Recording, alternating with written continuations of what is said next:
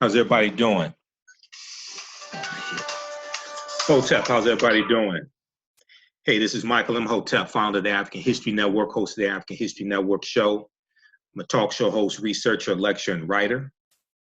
It is Saturday, April 20th, 2019, and we are live. Hope everybody's doing well today.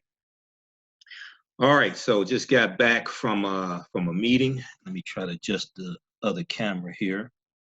Just got back from a meeting, and I wanted to broadcast this morning, but was running into technical difficulties and had to clear out my cookies and all that stuff. It wouldn't let me go online. So I was tied up, okay? Hey, let me call you back. All right, so yeah, let me call you back. Send me a text message, Jim. Send me a text message. All right, sorry about that. Phone hasn't rung all morning. Sit down and do a broadcast, it rings twice. Imagine that. But there's a crazy story dealing with Ancestry.com, right? And I posted an article about this. And it deals with an ad that started this earlier this month, okay? And the ad seems to portray a African-American woman, probably a slave. We'll talk about this. But it seems to portray an African-American woman and a white man, and the white man is basically proposing to her. And it seems to try to romanticize the relationship between, quote unquote, relationship between African-American women during slavery and white men, okay? So there have been a number of articles written about this. And New York Times has an article, AtlantaBlackStar.com, Huffington Post, Black Voices. So we're going to talk some about this, all right? African-American business owners, post the name of your business here on the thread of the broadcast.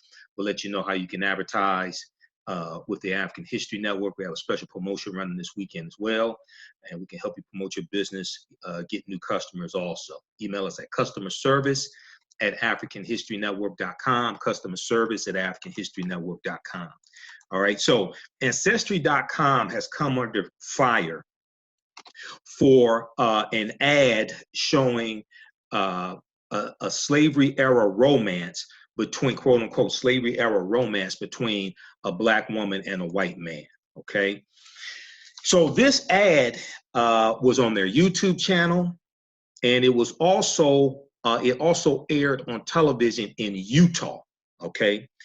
And Utah is the headquarters of Ancestry.com. Now, we've all seen the commercials for Ancestry.com, okay? Send us your DNA.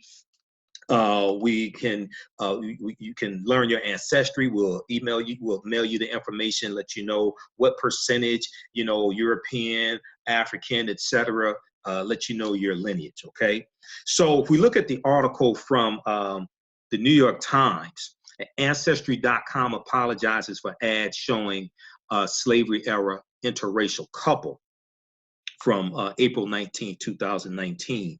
The genealogy company Ancestry.com has apologized and taken down a video advertisement that seemed to romanticize slavery in the antebellum South, okay? So antebellum South is prior to the Civil War. Bellum is basically referring to war, and they're talking about the Civil War specifically, 1861 to 1865, and ante, the prefix ante, A-N-T-E, means before, as opposed to anti, A-N-T-I, which means against, okay? And somebody said Thomas Jefferson and his enslaved woman inference to me, okay? So a lot of people automatically reference this, right, to Thomas Jefferson and Sally Hemings, okay?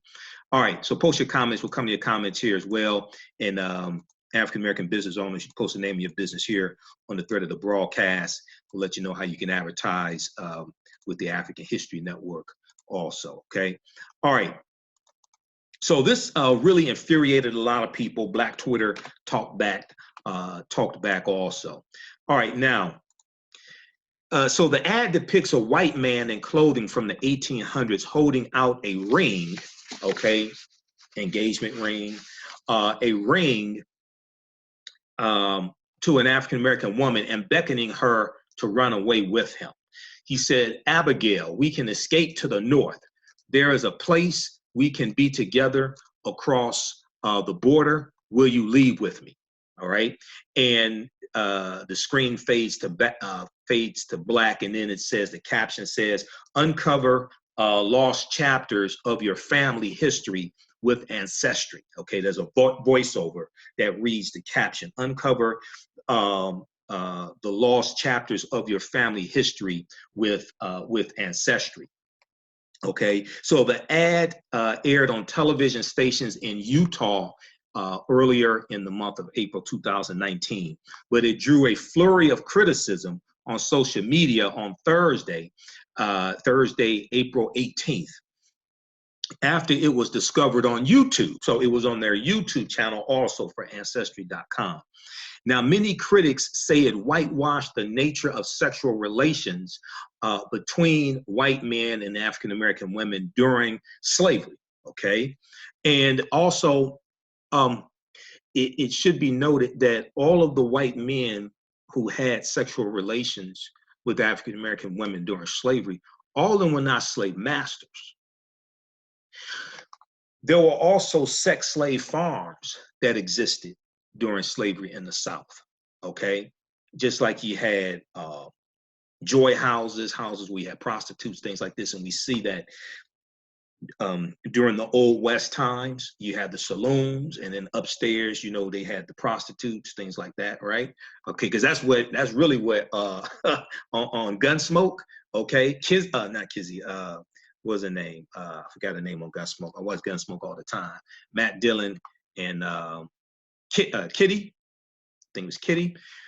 That's what she was running, but they just didn't deal with that. They showed the girls, but they didn't they didn't talk about in general what else the girls were doing. They showed the girls on Gunsmoke in the saloon that Kitty owned, but they didn't go into that part, right? I mean, because, you know, Gunsmoke started like in the 1950s. It was on air about 27 years, okay?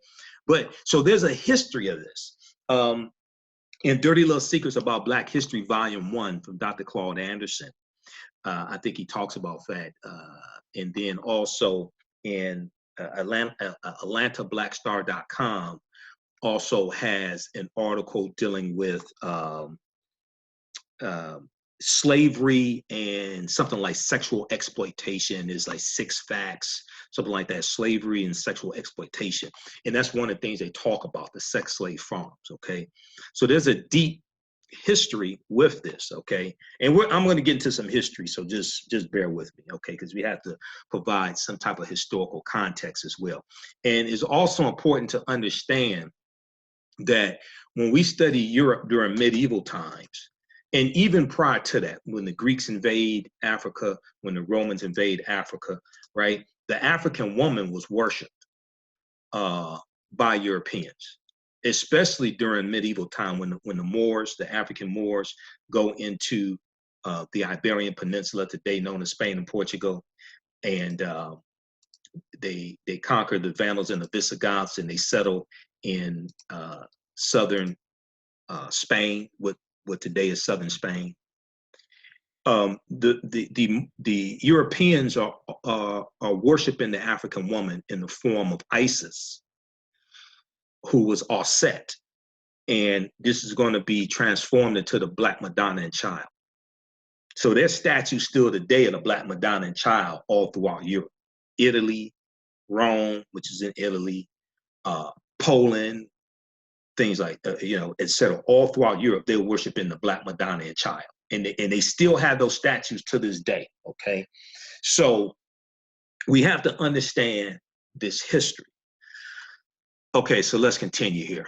How's everybody doing? We'll come to some of your comments as well. We've got Zandrine, Adrian, Benny.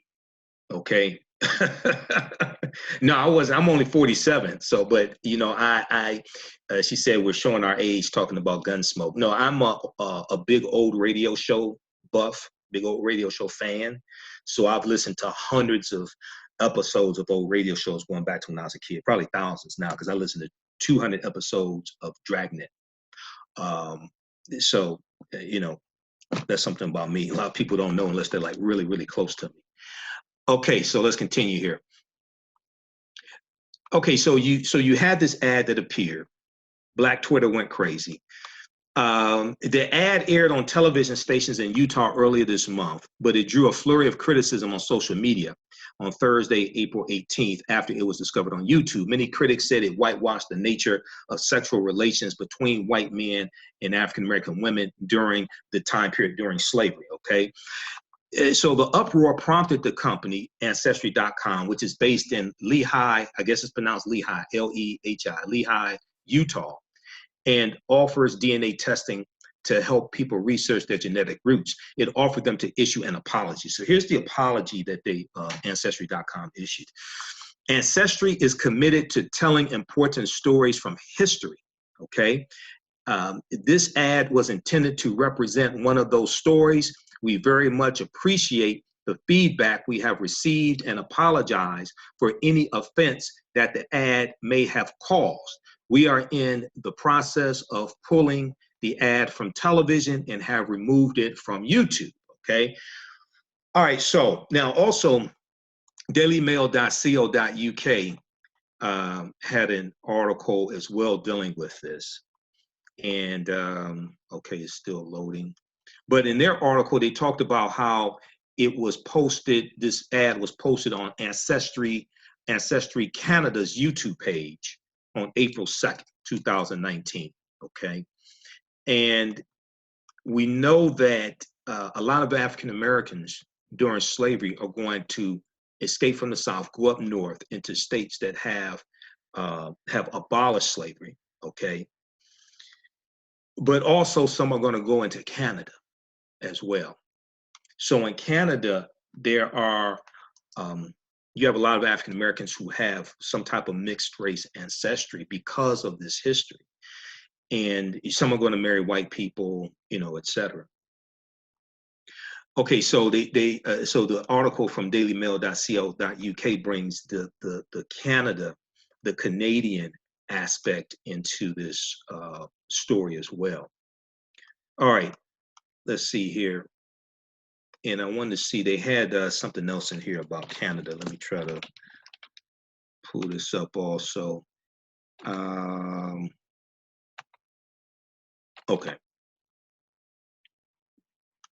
Yeah, but it seems like they were trying to also not just market this in Utah, but also to Canadians as well. Okay. Now, part of the problem is it appears they didn't have anybody of African descent in the room when they were making this decision. Okay, because somebody of African descent would have said, "Hey guys, I don't think this is a good idea. Okay, this doesn't, you know, I don't think this is gonna go over too well. You know, you got the Thomas Jefferson exhibit that's traveling around the museums right now. You know, I don't think this is gonna go over too well. So I don't think there was anybody of African descent in the room when they were making this decision. You know, maybe I'm wrong, but it doesn't seem like it was, okay? So Gina Spatafor is the Ancestry.com spokeswoman, and she stated that response from Ancestry.com in the email. Now, she declined to elaborate further, however, according to the article from New York Times, April 19th, 2019. But according to a report in the Salt Lake Tribune newspaper, the online ad was originally targeted at Ancestry.com's Canadian audience, originally targeted to the Canadian audience. Once again, you have African Americans in Canada who are the descendants of those who escaped into Canada, okay? So the online ad was originally targeted to Ancestry.com's Canadian audience.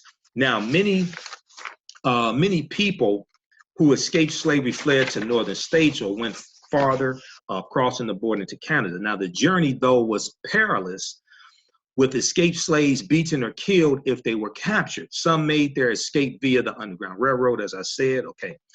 And the Underground Railroad, just keep in mind, that didn't come into existence until about 1831. All right. So the Civil War starts in 1861. So you got a 30-year period of time of the Underground Railroad. It ain't like the Underground Railroad existed going back to 1619. However, up until about 1821, a lot of runaway slaves were going to Florida because Florida was free territory until it became part of the United States in 1821. Okay, so because it was free territory, a lot of African Americans who are in the, around, Georgia, Alabama, Mississippi, around those areas, a lot of them would run into Florida as opposed to going up north, over 1,000 miles, etc. A lot of them run into Florida. Now, sexual relations between white men and African American women during this era often involve rape, given that Southern slave owners treated the women as property and the women had no power to protest advances. Now, women who had to acquiesce to their owners' demands sometimes bore them children of mixed race. We understand that history, some of us. Most famously, Sally Hemings, who was an enslaved African woman, had several children by Thomas Jefferson. And we know he was a former president, and he was a brutal slave owner as well. He owned collectively 600 enslaved Africans on his Monticello plantation. So the backlash to these ads, and then also incidentally, Brenda Stevenson, Dr. Brenda Stevenson is an author. And when I interviewed Charles Farrell, VP of Programming for the Charles H. Wright Museum of African American History, I interviewed him on my show, the African History Network show, a couple months ago. It was in March, I guess early March. And we talked some about Thomas Jefferson and his history. People should read also the article from New York Times called The Monster of Monticello, The Monster of Monticello, which was written by Dr. Paul Finkelman, who's also written a book dealing with Thomas Jefferson and slavery. And I've interviewed Dr. Paul Finkelman as well. Dr. Brenda Stevenson talks, she quotes Sally Hemings' son, who talked about the relationship, quote unquote, relationship between Thomas Jefferson and Sally Hemings. And he said it was not a relationship based upon love. I'm paraphrasing. It was not a relationship based upon love and things like that. Because some people try to present it as a slave love story, okay? And she's saying, and her son was saying, no, it wasn't like that. Let me see if I have the exact quote. There was a flyer. There was a flyer about the lecture. She was going to speak at the Charles H. Wright Museum, but there was some scheduling conflict or something, wasn't able to do it. So they'll probably bring it back later. Now I don't have the damn. But there was a quote from her that there was a quote that she used from Sally Hemings' son that broke this down. So Google Dr. Brenda Stevenson, okay, and you could probably find that information. I don't know where it is, okay. Okay, so now that I'm broadcasting, everybody wants to call me and send me messages on Facebook, okay. Phone hasn't rung at all this morning, and today. And now that I start broadcasting, everybody wants to talk to me. Okay, all right, let's continue here. But the relationship between Sally Hemings and Thomas Jefferson, when you look at a firsthand account of it, is not like how some people are trying to project it as a slave love story, okay? It wasn't like that at all. All right, so let's continue here. How's everybody doing?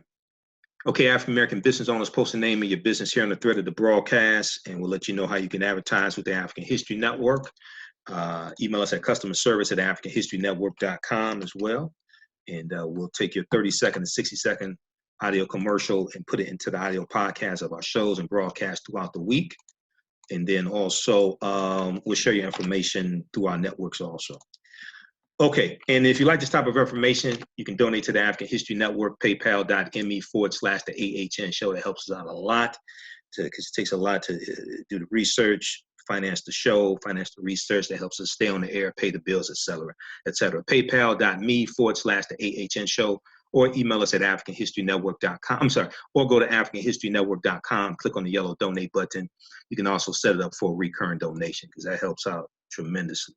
Okay. All right, let's continue here. Okay, so the backlash on social media was swift, and you would expect that. Okay.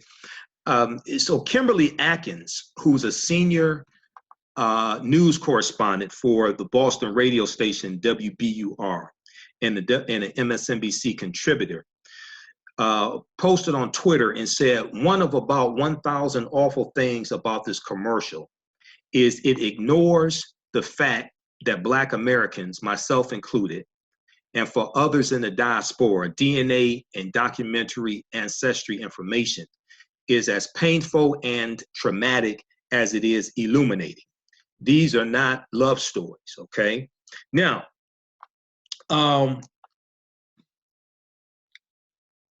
if they were trying to, if say hypothetically, there was an actual case, an actual account that they were quote unquote trying to reenact, they shouldn't have reenacted it. But if they did, they should have at least said this is based upon a historical account. Okay. Now, once again, they did not say, and let me just give you a little background information here. They did not say in the ad, it did not say that this was a slave woman. But it is implied that she was. Now, we have to understand history. You did have a small percentage of free African Americans in the South. You did have a small percentage of free African Americans in the South. Some of them, even some of them probably got with white people. However, if you were going to depict something like this and it's based upon a historical account that you're citing, you should have said that. Now, you still shouldn't have made the commercial. You still should not have made the commercial, because what it does is it tries to whitewash, in many ways, it tries to whitewash the sexual dynamic between African-American women and African-American and white men during slavery. And if an African-American woman was a slave, she didn't have the quote unquote authority, or she didn't have the option to resist, even though many of them did. And they may be killed, whipped, etc. Right? So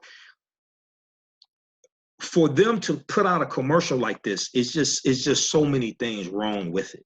It's just, if you actually understand history, it's just so many things wrong with it for them to do something like that. Okay. And once again, this is an example why you have to have African Americans in the room as well, to keep you from making dumb, stupid mistakes like this. So if we, and one of the things that gives a clue to that she's probably an enslaved African woman is that the man whose name is, what's his name? What's the white man's name in the, I forgot his name, but he says that, let me see. He says, Abigail, we can escape to the north. We can escape to the north. There is a place we can be together across the border. Will you leave with me? Okay. Now, Abigail doesn't speak in the ad either. The name of the ad is called Inseparable. The name of the ad is called Inseparable. All right. So the fact that he says is we can escape, okay, most free people ain't gonna use that type of language unless maybe you a prisoner in prison, or you an indentured servant or something like that. Okay, so most of them didn't use that. Most of them are not gonna use that type of language. Escape. All right. And let me see. They had his. This is the article from AtlantBlackStar.com. They had the name of the white man in here, but I don't see it right now. For some reason, John is coming to mind. Okay. All right. One of the articles has his name. Okay. All right. Let's continue here. And I'm trying to pull up the article from. What is this? dailymail.co.uk. Hold on. What was his name? So her name is Abigail Williams. Yeah, his name is James Miller. James Miller, okay? It shows that the woman's name is Abigail Miller before showing a marriage certificate that Ancestry.com said she got with a James Miller, okay? This is the article from dailymail.co.uk. They have a more detailed article. So let me go to that article. So the woman tries to speak before her savior cuts her off and asserts there's a place. He says, Abigail, we can escape to the north. The man says to the slave woman as he holds up a ring to her. The woman tries to speak before her savior cuts her off and asserts there is a place we can be together across the border. Will you leave with me? Without you, and then it says without you, the story stops here. Without you, the ad reads after showing the woman looking longingly at him. It shows that the woman's name is Abigail Williams before showing a marriage certificate that Ancestry.com said she got with a James Miller. So I don't know if that is an actual story, okay? I don't know if it's an actual story, but even if it was, that's still a bad idea. Okay, so a TV spot description for the ad states, quote, long ago, a man asked a woman named Abigail Williams to flee with him to the north where they could love each other freely and without judgment about their skin colors. Their story continued, but Ancestry leaves it up to you to keep this couple's story going by uncovering the lost chapters of your own history. Okay, end quote.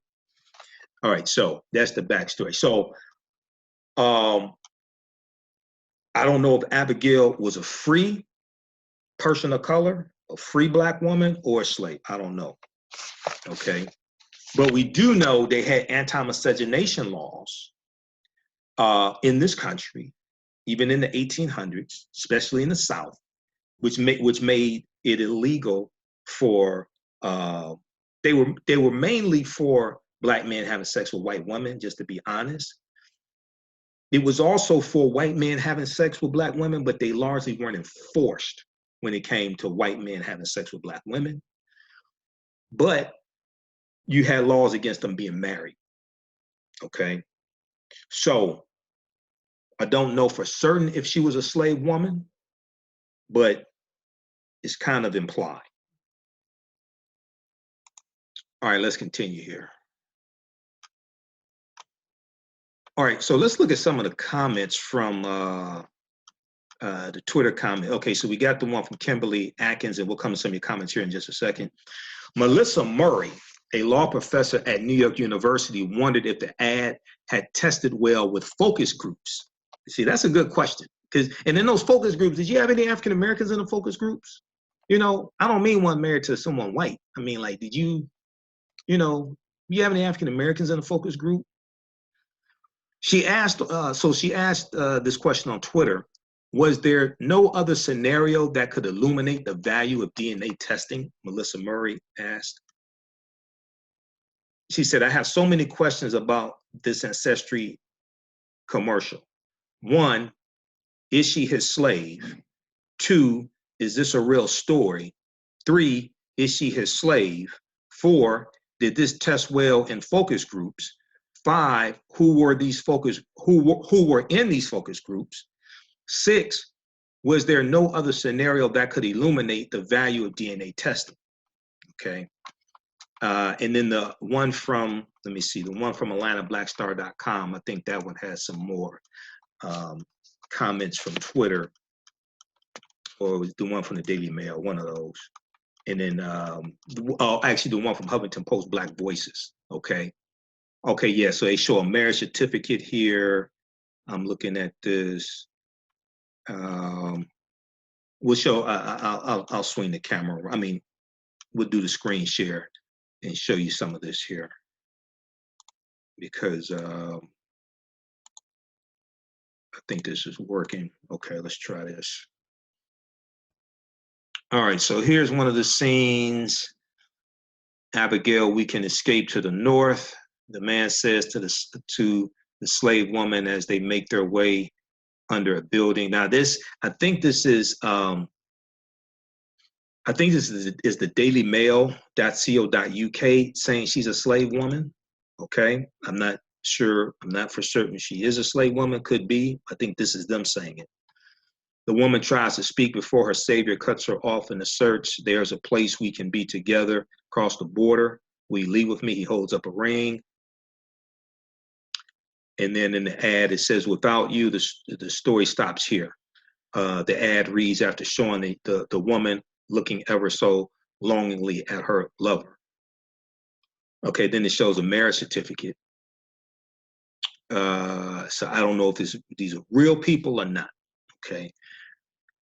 The advertisement shows that the woman's name is Abigail Williams before showing a marriage certificate that Ancestry.com says she got with a James Miller, okay?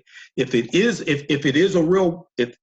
is a real couple, I don't know if that reenactment is from a firsthand account or just Ancestry just imagining something, okay? So I don't know. All right, okay. So let's go to some of your comments here.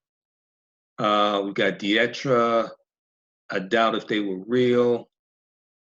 Angela, link please. Never mind, I'll research it myself. Now, link for what? Which link are you looking for, Angela?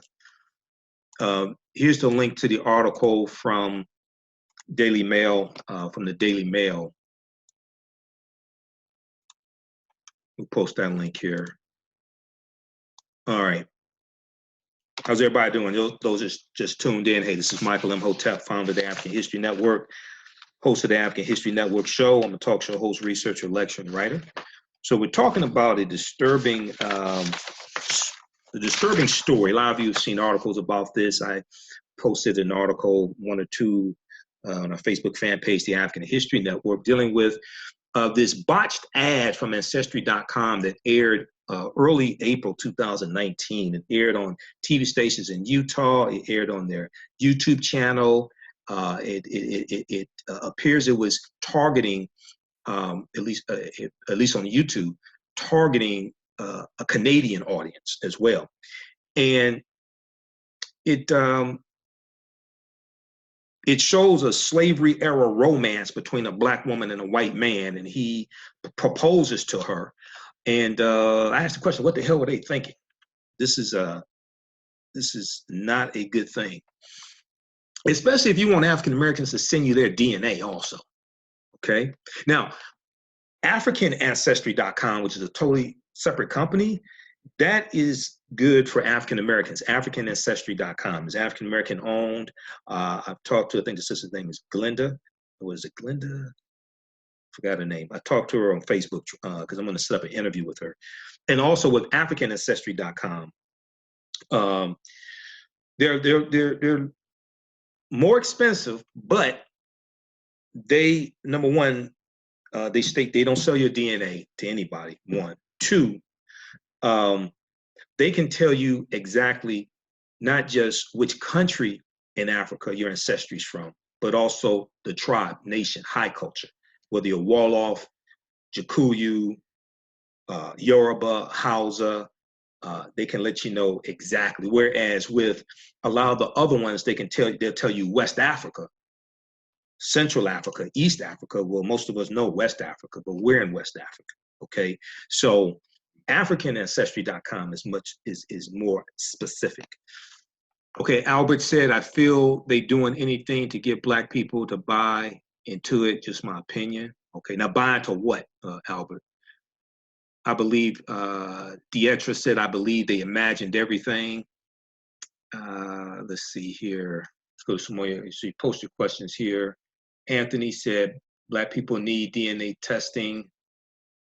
Okay. He said, I feel they're doing anything to get black people to buy into it. Okay. Let's see. Okay, post some of your comments. Some of them scroll through. Post your comments again if I didn't get to them. All right. Okay. And then Huffington Post, Black Voices had an article as well. Let me look at the one quickly here from AtlantaBlackStar.com. Make sure I got everything.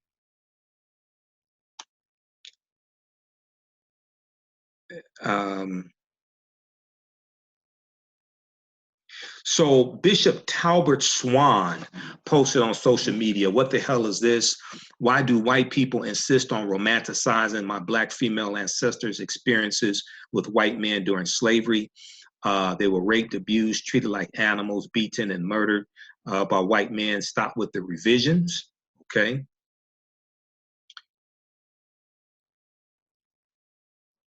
All right, so as of Thursday, Ancestry had pulled the ad from its YouTube page and said it was in the process of deleting the spot from television. So with television, just so people understand it, if it's on a number of different TV stations in Utah, right?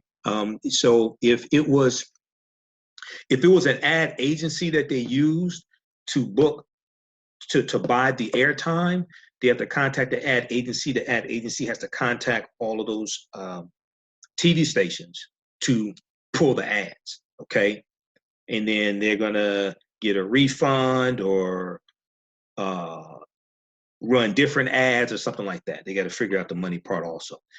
If they did not use an ad agency and it was all in-house using Ancestry's marketing department, within the marketing department would then have to contact those individual stations, okay, unless those stations were possibly owned, some of those stations were owned by like the same company, okay, like a Sinclair broadcasting company, something like that, and they have one point of contact with that company that handled the ad buy, and they can just call the person who's in the marketing department, what have you, with that TV network, and they can just go pull the ads, etc. So a lot of times it isn't as easy as people think in just pulling ads from multiple TV stations. Okay, it depends, and I don't know how many TV stations the ads ran on either.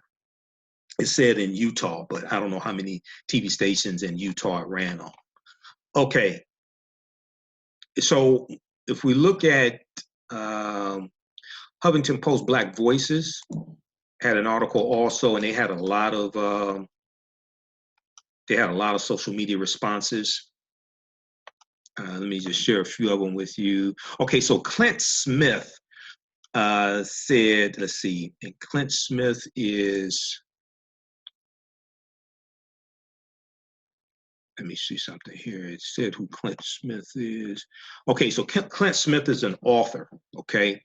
And he wrote, let's see, he said, Ancestry.com, how can we overly romanticize and create an irresponsible ahistorical depiction of the relationship between white men and black women during the period of chattel slavery that completely disregards its power dynamics and the trauma of sexual exploitation. Okay, so I'm still waiting to hear from Ancestry if this was really an enslaved African American woman, because I don't know. It's possible, highly possible, but it doesn't have to be.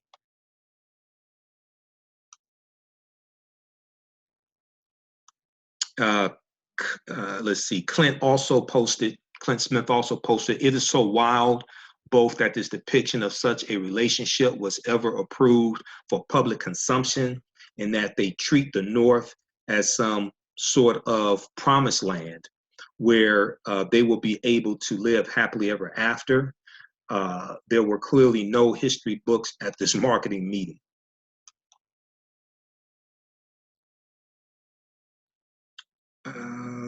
let's see, Bray Wider, as a sister, Bray or Bree Wider, Weider, W-E-I-D-E-R, said Ancestry, whoever approved that new commercial where the white man tells the black woman that they can run away together to the north should be fired. This revisionist history of African Americans having white lineage due to slavery ain't cute. It was rape. Okay. All right. All right. So that's just a sample of the backlash they got, right? Okay, let's go to some more of your comments here. Bernie Benson said, "You're so right. I've seen some of their books. They're looking for something, someone."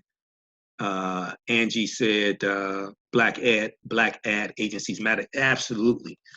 They did, you know, this is one of the reasons why you need African-American ad agencies, especially if you're trying to target African-Americans, because see, there's a certain sensitivity that you need when you deal with our history, okay?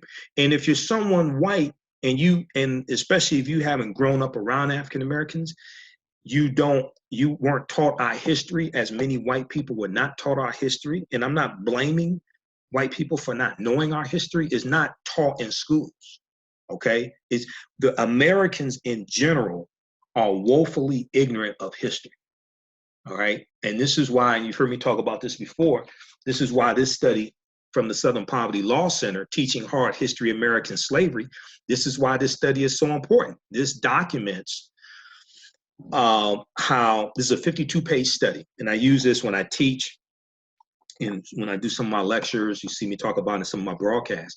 This documents how the history of slavery is being incorrectly taught in our schools, in American schools, not just African-American schools, in American schools across the country. And it documents how to more correctly teach the history of slavery. And one of the things they talk about, they did a survey of they did an online survey of 1,000 12th graders across the country, 1,000 seniors. And only 8% of them knew that slavery was the central reason why the Civil War was fought. Only 8% of 1,000 12th graders knew that slavery was the central reason why the Civil War was fought.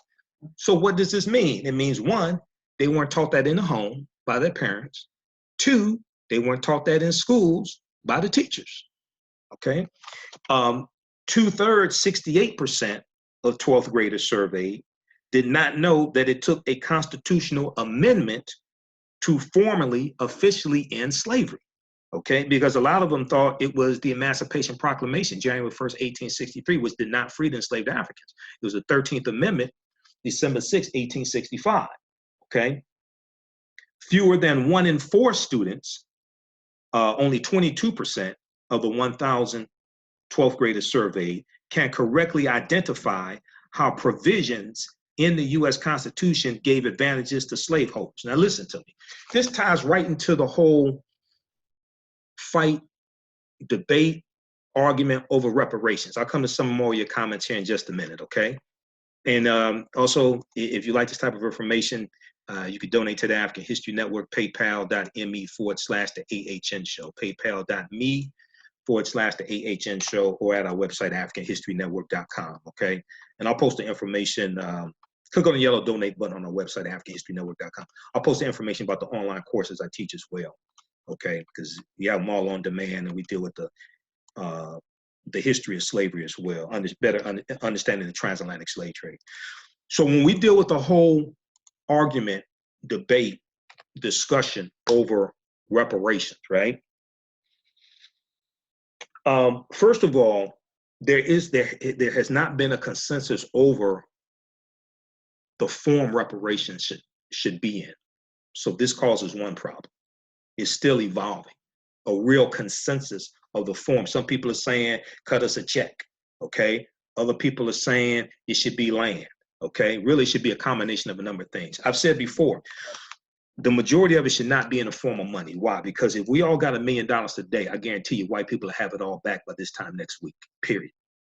So, and the only thing we would have done is stimulated their economy. That's the only thing we would have done. So the majority of it should not be in the form of money. Go back and watch some of my broadcasts I did April 7th, 2019, the African History Network show, where I went deep into reparations, and I talked about the Black Freedmen Indian Treaties of 1866, and I dealt with making legal arguments for reparations, because a lot of these arguments that are being made are not legal arguments, they're moral arguments. Okay, they ain't legal arguments. And when this stuff gets challenged in court, if it passes, it gets signed into law by a president, you better believe it's going to be challenged in the courts. And 1 out of 5 judges, or 1 out of 5 federal judges, were nominated by Donald Trump. 2 of the 9 Supreme Court justices were nominated by Trump. Okay, so people aren't even preparing for a legal court battle if reparations passes. They're not even preparing for that. How to make a legal argument so that it won't be overturned in the courts.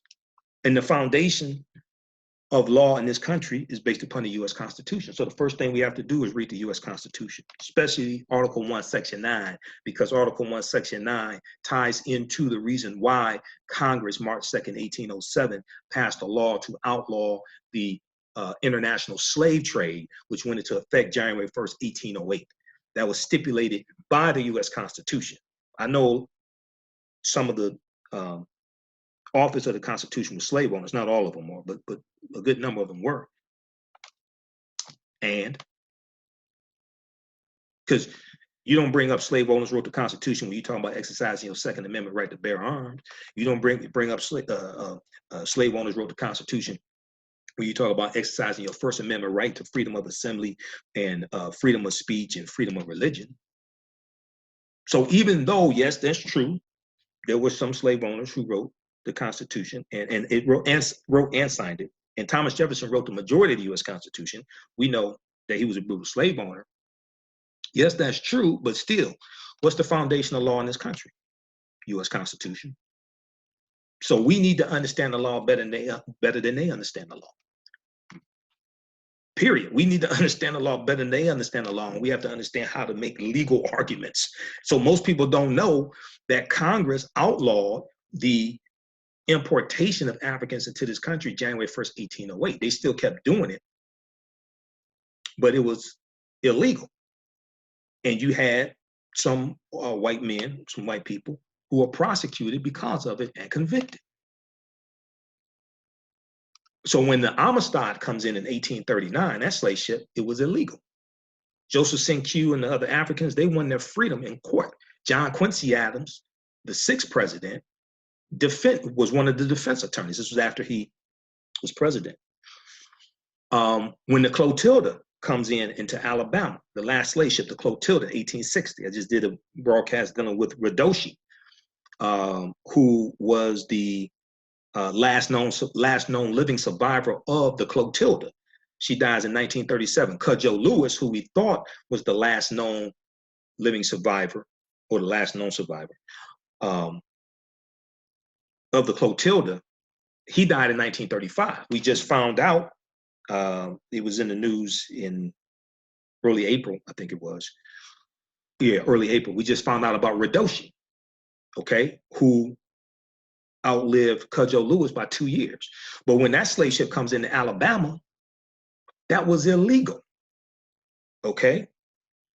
So read the article from that Dr. Jahi Issa and Brother Reggie Marbury wrote, dealing with reparations. Reparations is dead.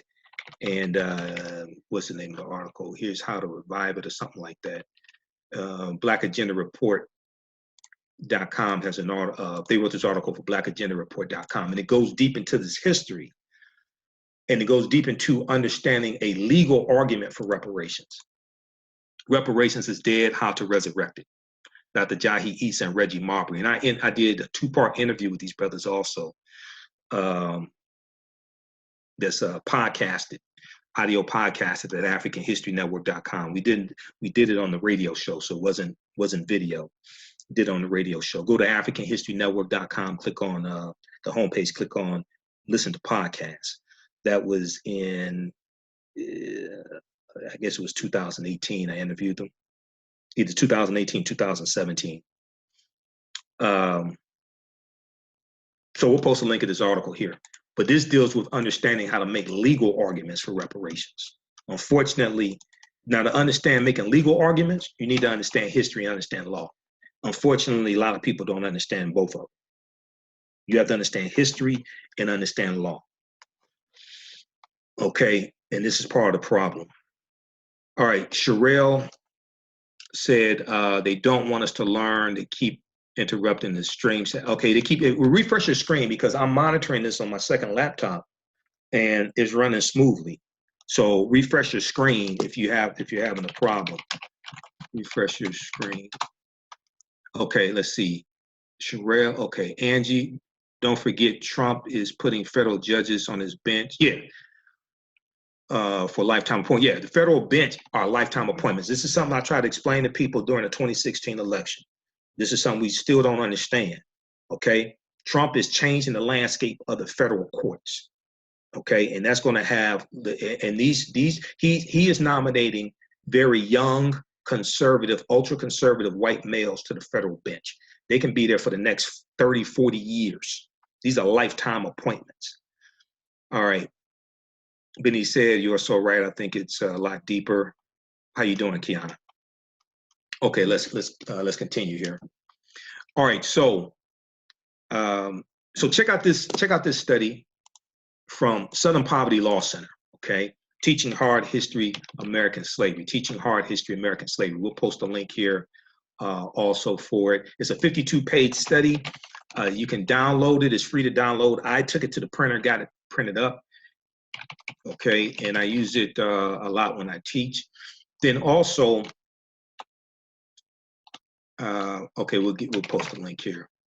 Also, if you like this type of information, I teach online courses. We have them all on demand. We have them in a bundle pack, okay? A 10-course online bundle pack. And it includes a 14-hour, 7-session online course that I've done called Ancient Kemet, the Moors, and the Maafa, Understanding the Transatlantic Slave Trade, what they didn't teach in school. Ancient Kemet, the Moors, and the Maafa, Understanding the Transatlantic Slave Trade, what they didn't teach you in school. So we deal with thousands of years of history.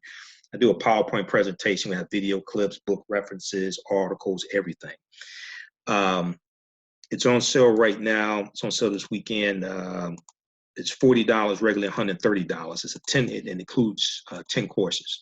Okay, it includes 9 in addition to this 14-hour, 7-session online course. And I'll show you some of the slides from it in just a minute here. Let me try to get some more of your comments here. But this is something also you can use with your children if you want to.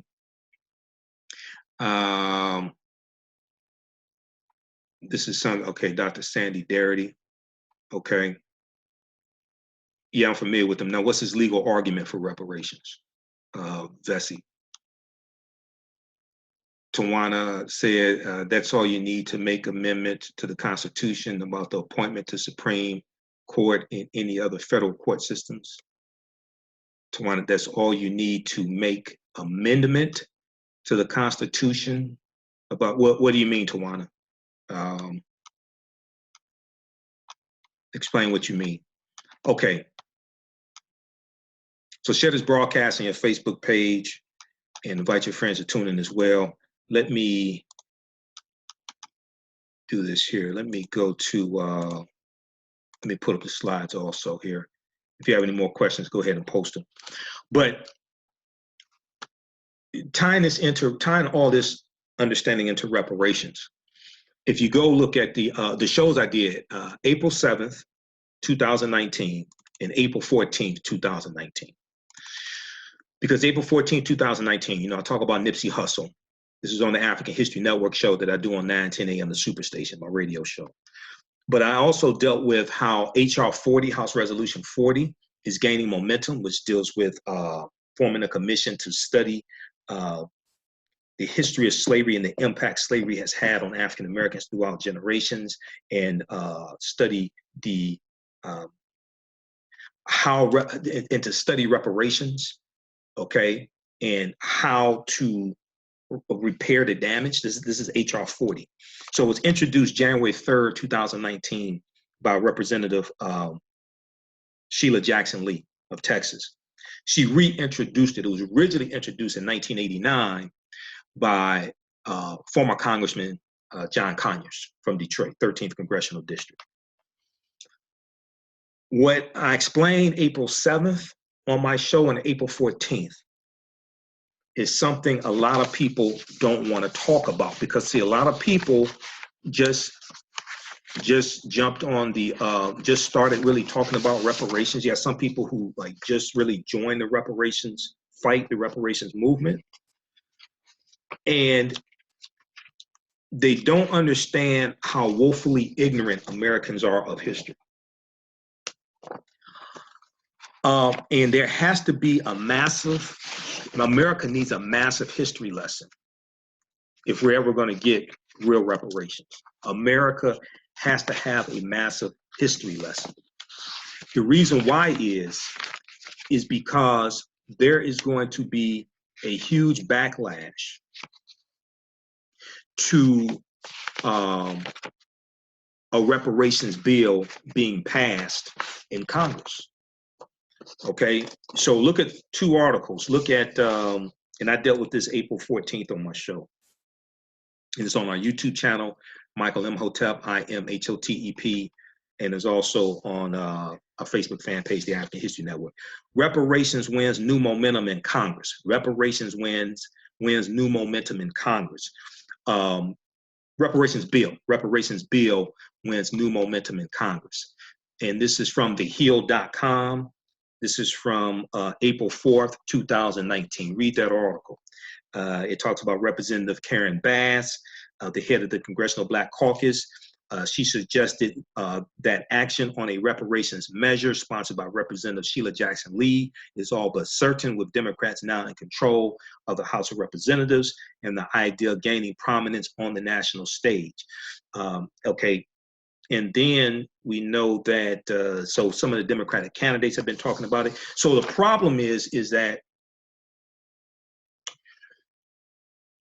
as I said earlier, there's not a consensus on what exactly reparations is. So people are being asked about support of HR 40. Now, support of HR 40, that's a start. Seriously, really, that's a start. However, many of us don't understand what's going to happen if HR 40 passes, if HR 40 makes it out of committee and members of the House of Representatives are asked to vote on it. The reason why is because look at in 2015 when Dylan Roth killed 9 African Americans. June 2015, Dylan Roth killed 9 African Americans at Mother Emanuel African Methodist Episcopal Church in South Carolina. You had the state legislature in South Carolina that was debating whether or not to take down the Confederate battle flag of Northern Virginia that was on the state capitol, on the state capitol grounds. Originally, it was on the dome of the state capitol. It was moved off of the dome to the state capitol grounds in about 2000. The reason why I call it the Confederate battle flag of Northern Virginia is because that's not the real Confederate flag. This is how you know how ignorant white supremacists are. Because they're flying that flag and calling it the Confederate flag. There were 3 flags that flew over the Confederate States of America, the CSA, from 1861 to 1865. That flag was never one of them. That was the Confederate battle flag of Northern Virginia under General Robert E. Lee's army, okay? And what happened was that flag became popular going back to 1947, 1948, when Strom Thurmond ran for president as a member of the Democratic Party, but he was a Southern Democrat known as Dixiecrats. And the Democratic Party at that time, during that presidential election, they proposed a more pro-civil rights agenda. 1947, 1948. It's President Roosevelt, who's the president at the time. He's a Democrat, okay? Strom Thurmond, Dixiecrat, runs in opposition to this. You had that Confederate battle flag brought back out as a symbol of opposition to civil rights, to advancements by African Americans. You go back 2 or 3 years before that, June 25th,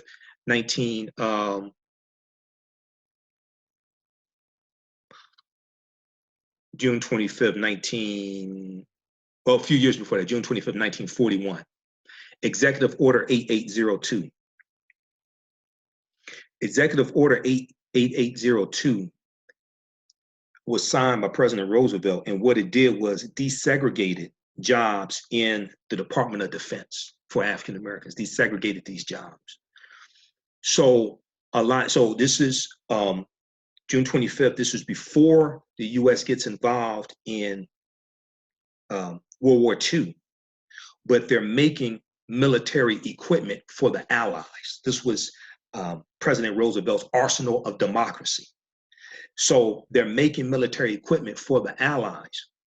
And it's A. Philip Randolph, president of the Brotherhood of Sleeping Car Porters.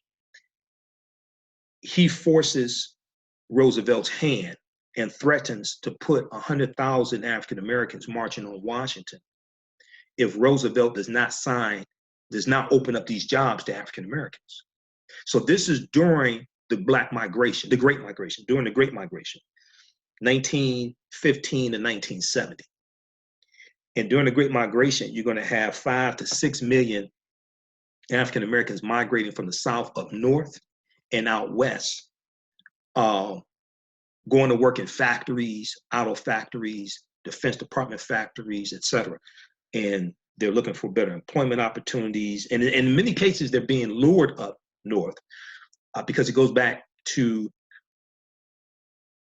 especially World War I, which is 1914 and 1918. The U.S. gets involved in World War I in 1917.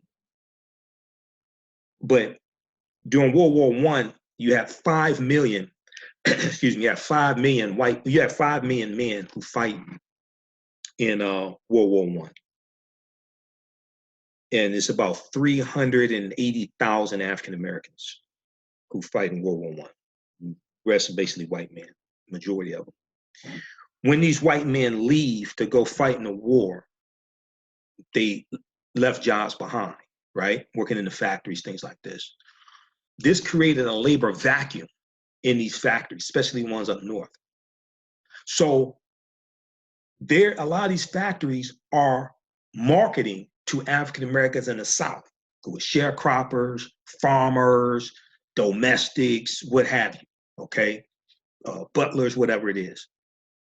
And they're luring them up north to come work in these factories. Hey, you can get out of the fields, you can get out of the cotton fields, you could come work up north, okay? Conditions are better up here. So you have a lot of us leaving the South, going up north, looking for these better opportunities. Some of us are being ran out of the South because of white supremacists, because of groups like the Ku Klux Klan that gets rejuvenated, rejuvenated in 1915 because of the movie The Birth of a Nation, which comes out February 8th, 1915. Because they had largely died out by 1915. They're founded December 24th, 1865 in Pulaski, Tennessee.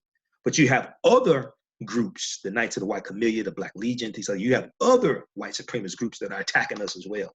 And some of them didn't have names. It's just some of them just didn't have names. It's just the good old boys, right? So we're being ran off of our land. We're being killed for our land, etc. So some of us are being ran out of the South. Others are leaving on their own, okay, and going up north.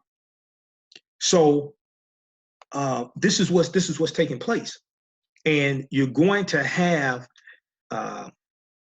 Philip Randolph leveraging his position with the Brotherhood of Sleeping Car Porters, leveraging the masses of people, masses of men who were in this union. he's leveraging that to force the hand of Roosevelt to open up economic opportunity for African Americans. Okay, so that's Executive Order 8802. It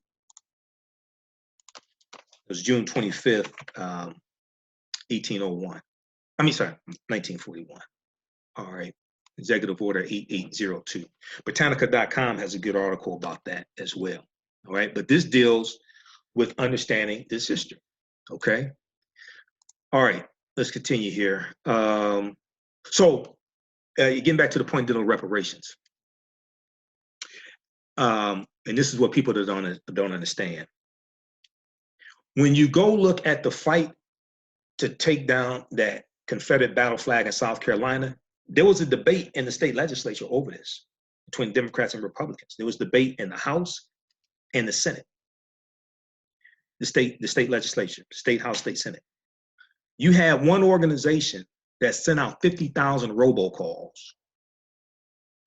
to Republicans there, largely Republicans there in South Carolina, to ask them to call their members of the state legislature to tell them don't take down that Confederate flag, Confederate battle flag. They sent out 50,000 robocalls. This is just one group that did this. Go research that. If HR 40 passes the House of Representatives, you're going to see efforts like that in all 50 states. But it's going to be about 10 times as worse. You're going to see commercials on TV. Well, even before it passes, if it makes it out of committee and they go to and they have to vote on it, you're going to see commercials on TV saying, call your member of Congress and tell them vote no on HR 40. Okay, so we have to understand, how do we prepare for that argument? Because that's coming.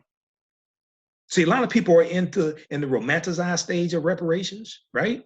And they're already figuring out like what they're gonna do with their check. I'm trying to tell you, we need to understand, we need to look at history and understand how to prepare for that battle. Because that's something that people don't want to talk about. People don't even want to bring that up. All you got to do is look at what happened in the past. I guarantee you, you're going to have commercials in all 50 states running commercials telling people to call their member of Congress. And you see, and this is one thing I learned doing radio 9 years, 3 years on 910 AM, the Superstation, WFDF in Detroit. This is one thing I learned about white people. When white people get mad, they call their politicians, they call their elected officials and complain. When black people get mad, they call radio stations and complain. Now, some African Americans will call their elected officials, but if you talk to any black elected official, most likely they get more calls from white constituents than they do African Americans, okay? And I've talked to them. This is a fight that many of us are not talking about preparing for, because we're in the romanticized stage of fighting for some of us, and others have been fighting for reparations for over 30 years, like in Cobra. So the 30th annual National Cobra Convention 2019 is taking place in Detroit, Thursday, June 20th through Sunday, June 23rd. 30th annual. So they've been in it for a minute. Well, they've been in it longer than a minute. They've been in it. This is the 30th annual National Cobra Convention. So they mean they've been at this at least 30 years, right? 400 years of terror, a debt still owed. This is taking place at the Timbuktu Academy of Science and Technology, 10800 East Canfield Street, Detroit, Michigan. Save the date, Thursday, June 20th through Sunday, June 23rd, 2019. The website is incobraonline.org, incobraonline.org. Okay, so if you want to learn more about reparations and the history of reparations, okay, and people like Reparations Ray Jenkins, who was from Detroit, Queen Mother Moore, these are legends who, and their ancestors now, understand the history of the fight for reparations, okay? You want to be at this conference. Incobraonline.org is their website. And The national contact phone number is 202-643-1460, 202-643-1460. You can visit their website for more information. Local contact number in Detroit is 313-399-8797, 313-399-8797. So I'll be there as well, okay? 30th Annual National Cobra Convention 2019 taking place in Detroit, right? So we have to understand how to make a legal argument for reparations and how to see it throughout the whole process, the House of Representatives and the US Senate, and get it signed by the president. Because I'm gonna tell you right now, Trump ain't signing a damn thing. Trump ain't signing a damn thing, period. He don't even want to, he doesn't even want to acknowledge this. I mean, this fool just found out a couple of years ago Frederick Douglass was dead. Frederick Douglass died in 1895. This fool sitting up here talking about like Frederick Douglass, like he was at the White House just the day before, okay? Frederick Douglass is getting more, he's getting more acknowledgement more and more now I'm seeing, right? Like, I mean, come on, right? So then Senator Cory Booker introduced his bill Tuesday. Let me see, was it Tuesday before last? I think it was. TheHill.com has an article, Booker to introduce bill to form study commission on reparations, right? What people are not focusing on is, do you understand how many white people in the US Senate got to vote for this? This is just a study, this is just a commission just to study it, that Senator Cory Booker proposed. And you need one in the Senate, you need one in the House. You need a commission in the Senate and commission in the House, because they're going to vote. You need a commission in the House and the Senate to do the research, provide the evidence, bring together a committee of the historians, the scholars, the economists, okay? Because that's the evidence that the study that the House and the Senate come up with, that's the evidence that you're going to provide to the members of the House of Representatives and the members of the US Senate on the vote. It's not going to be, tell them go get this book off of Amazon. They ain't going to work. I'm telling you right now. It's going to be, this is what the House and the Senate do. They conduct research, they form commissions, they do studies, they present the study. They take actions based upon, largely, not always, but look, they take actions based upon the research, the studies that were done by the committees, whether it's a House Intelligence Committee, House Judiciary Committee, Senate Judiciary Committee, Ways and Means Committee, things like this. Go to senate.gov, go to house.gov, look at the committees that exist. This is what they do. If you go back and look at the study from 2015, 2016, dealing with paid patriotism from Senators John McCain and Senator Jeff Flake, both of Arizona. That was about a 145-page study. It exposed how the Department of Defense had paid millions of dollars to sports teams over a number of years to have patriotic displays, NFL, NBA, Major League Baseball, National Hockey League, soccer, NASCAR. This is a 145-page study that was done by the Senate. It exposed this, and then that practice from the Department of Defense was stopped because it was exposed, okay? I've talked about this before when I dealt with Colin Kaepernick. This is some of the things that the US Senate and the House do, right? If you read the article from thehill.com, Booker to introduce bill to form study commission on reparations, Senator Lindsey Graham, who's the chair of the Senate Intelligence Committee, who's a lackey for Donald Trump, sycophant for Donald Trump, and Senator Kennedy of Louisiana, they talk about their opposition to any type of bill dealing with reparations, not even just to study it. They talk about their opposition to that in the Senate. Now, you're going to need 60 votes in the Senate, by the way. You're going to need, because this is dealing with a budget, things like this. So you're going to need 60 votes in the Senate. Okay? Unless they employ a nuclear option to reduce it down 51, I don't think that's going to happen. Mitch McConnell ain't going to do that. Mitch McConnell is running for re-election. Mitch McConnell has to go. But you're going to need 60 votes in the Senate. See, people ain't talking about this, right? There are 46 Democrats in the Senate, plus 2 independents for 48. You're going to need 60. So Democrats have to take back control of the U.S. Senate in 2020, but you're going to need some of the right Democrats to do it.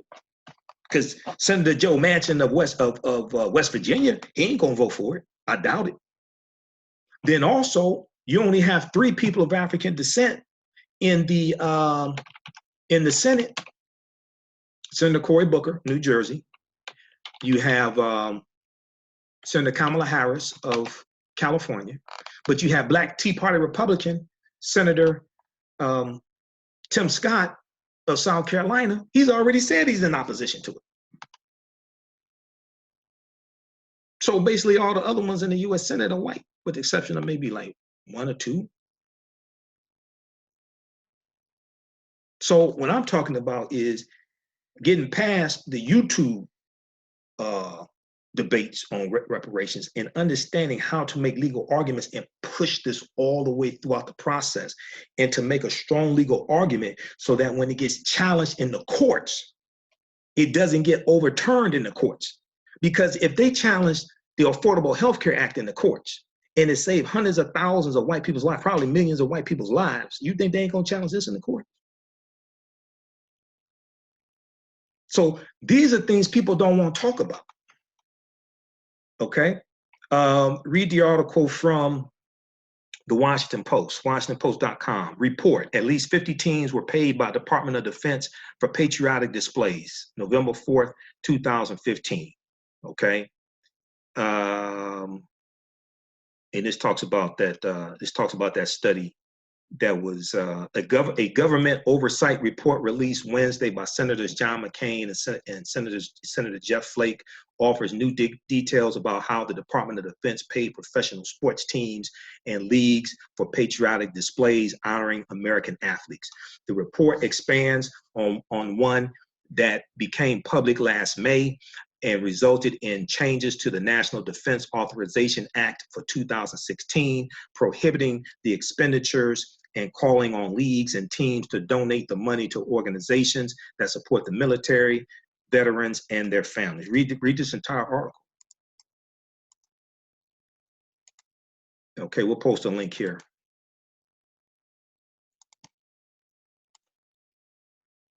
Okay, but see, these are things people don't want to talk about, all right? Okay, no reparations, no vote. That's a stupid ass strategy. You might as well just bend over and say we want Trump for another 4 years. See, that's that stupid ass nonsense I'm talking about. That's dumb as hell. Okay, because what you have to understand is, one, you got to hold Republicans to the same standard you hold Democrats to. 1, 2, you ain't gonna get a damn thing from Trump.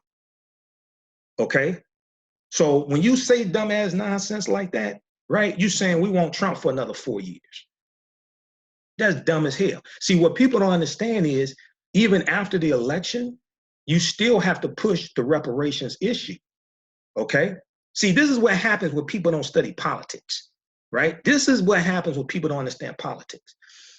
Even after the election, you still have to push the issue, but you have to vote for somebody, not somebody that's just gonna give you everything, agree to give you everything that you want.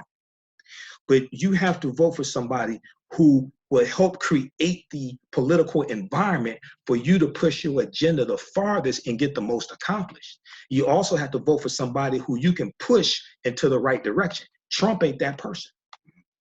Trump has shown you he's not that person, okay? You can't push Trump in the right direction, all right?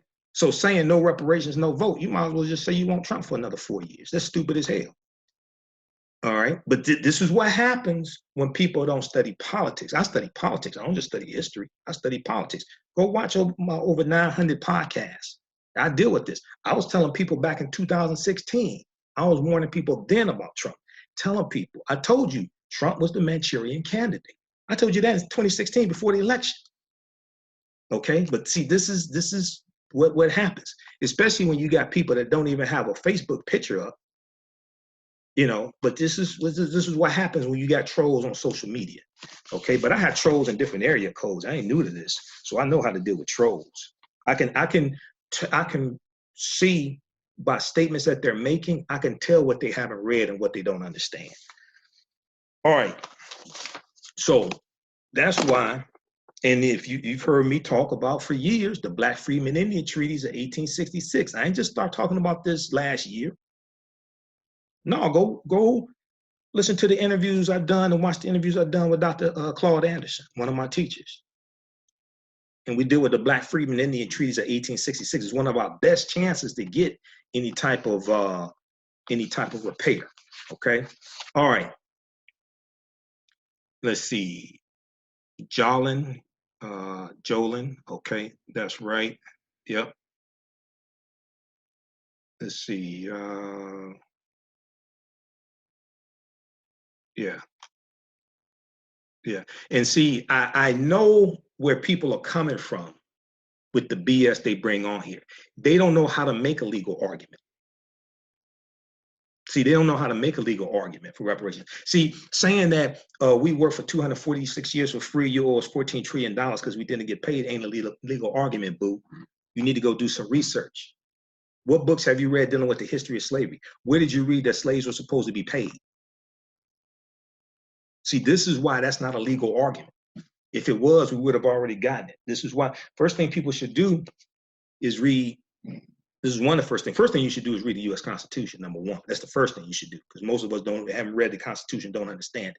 I was talking to somebody yesterday on social media or a day before who was clueless and talking about the Constitution, said we 3/5 of a human being. Article 1, Section 2, Clause 3 of the U.S. Constitution did not say slaves were 3/5 of a human being. That's BS. That means you do not understand the Constitution and you do not understand the debate taking place at the Philadelphia Convention, spring of 1787. I've dealt with this before. This goes back to my premise dealing with how Americans are woefully ignorant of history and how America must have a massive history lesson. America must have a massive history lesson prior to us getting reparations, because the opposition to it, the opposition to reparations is something that people don't really want to deal with. And so Americans have to be reprogrammed. They've been totally incorrectly taught about the history of slavery. But you got to read this article from the Atlantic, The Case for Reparations, okay, from Ta-Nehisi Coates, who lays it out. This is a 17-page expose that he lays out dealing with this history, right? But U.S. Constitution did not say we were 3/5 of a human being. That's dealing with Article 1, Section 2, Clause 3 deals with for the purpose of taxation and apportionment, dealing with how do you determine how many seats in the House of Representatives a slave-holding state will have, okay? The debate is taking place at the Philadelphia Convention, where you have the southern states that want the full population of the slaves they respectively own to be counted to determine how many seats in the House of Representatives a state has. What is that determined upon? That's determined based upon population, okay? So the debate is over how do you count the enslaved population? Do we count the full population of enslaved Africans? Do we count half the population? The North is saying, well, wait a second. You don't want to recognize that they're human. If you count the full population of enslaved Africans, because the South had more slaves in general than the northern states, okay? So the North is saying, wait a second, if you count the full population of the slaves that you hold in Virginia, right? In places like that, Kentucky, whatever it is, you're going to have a dominance in the House of Representatives, okay? But at the same time, you don't want to let them vote. So they're going back and forth trying to determine how do you count this population. So Some people are saying count half the population. Other people are saying count 3/4 of the population. So they compromise and decide to count 3/5 of the population. It did not say, it does not mean. You have to study the history behind the words. It is not saying that a slave was 3/5 of a human being. No. What it's saying is that they will count 3/5 of the population enslaved to determine how many seats in the House of Representatives a particular state will have. So hypothetically, if Virginia has 100,000 enslaved Africans, then 60,000 will be counted, 60,000 will be added to the population of free people. And that population of free people also includes free African Americans as well, because the full population of free African Americans was counted. See, this is something people don't talk about because they don't study history. This is why the foundation of all of this is history and law.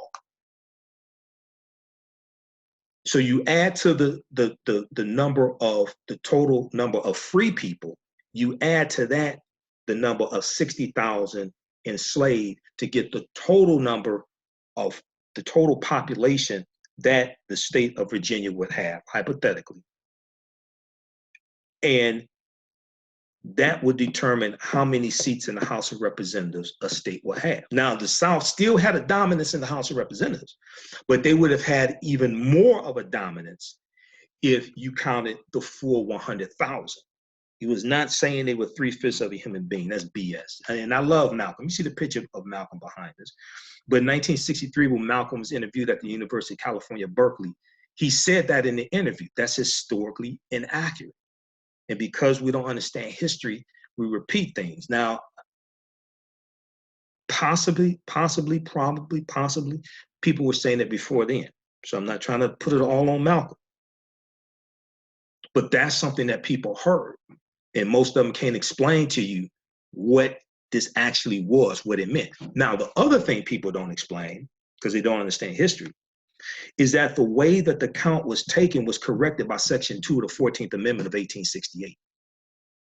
It was corrected 151 years ago, the way the count was taken. Because this is 3 years after chattel slavery ends with the 13th Amendment.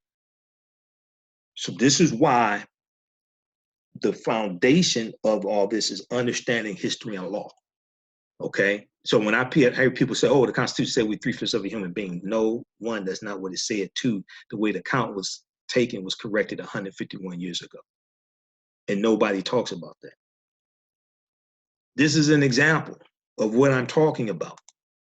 People are not making legal arguments and talking about how to actually get a bill passed and how to prepare and defend against the backlash of a bill getting passed, and how to make a strong legal argument so it's not overturned in the courts. Because if the Affordable Health Care Act was challenged in the courts and it saved millions of white people's lives, you think this ain't gonna be challenged in the courts if miraculously it passes? Okay, so this is understanding history. All right, read the article from Dr. Paul Finkelman dealing with the 3/5 compromise. And I interviewed him. Some of you saw the interview I did with him on my show, the African History Network show. I interviewed him back in January 13th, because I had Dr. Claude Anderson on the same show. And unfortunately, I love Doc. A lot of people quote Doc. I actually know him. He's one of my teachers. You can ask Dr. Claude Anderson about him. I've interviewed him a number of times. Unfortunately, on that show, Dr. Claude Anderson mistakenly said that the 3/5 compromise said we were 3/5 of a human being. That's not, I didn't have time to correct him, but I dealt with that in the next segment when I interviewed Dr. Paul Finkelman. Unfortunately, I love Doc, but unfortunately, that's historically inaccurate. That's not true. We'll post this link here.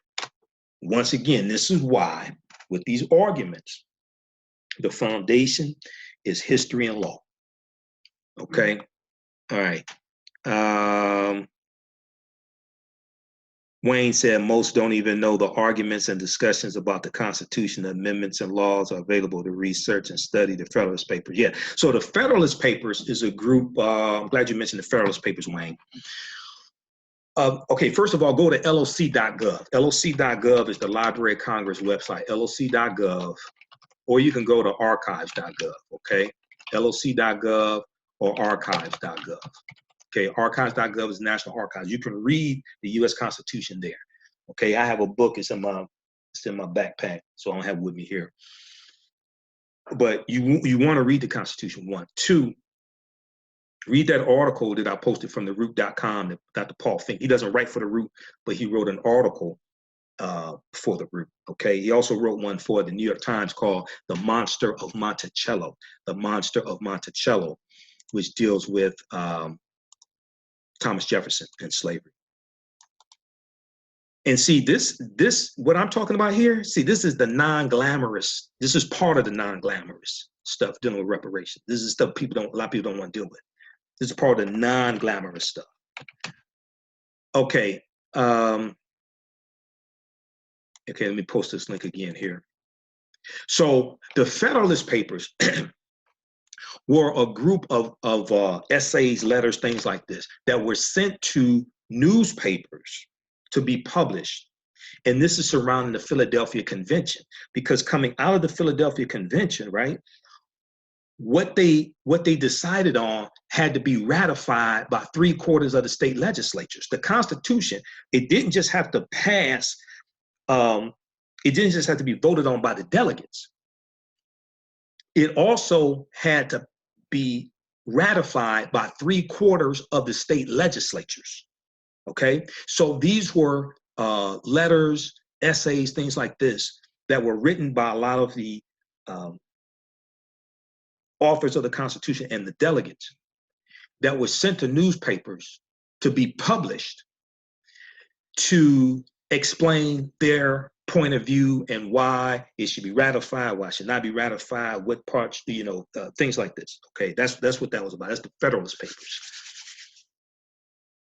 Okay, and to understand certain parts of the Constitution, you have to read the Federalist Papers.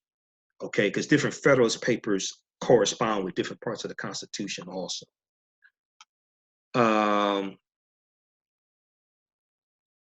Okay, D. Brown said, why focus on crap that doesn't apply to you?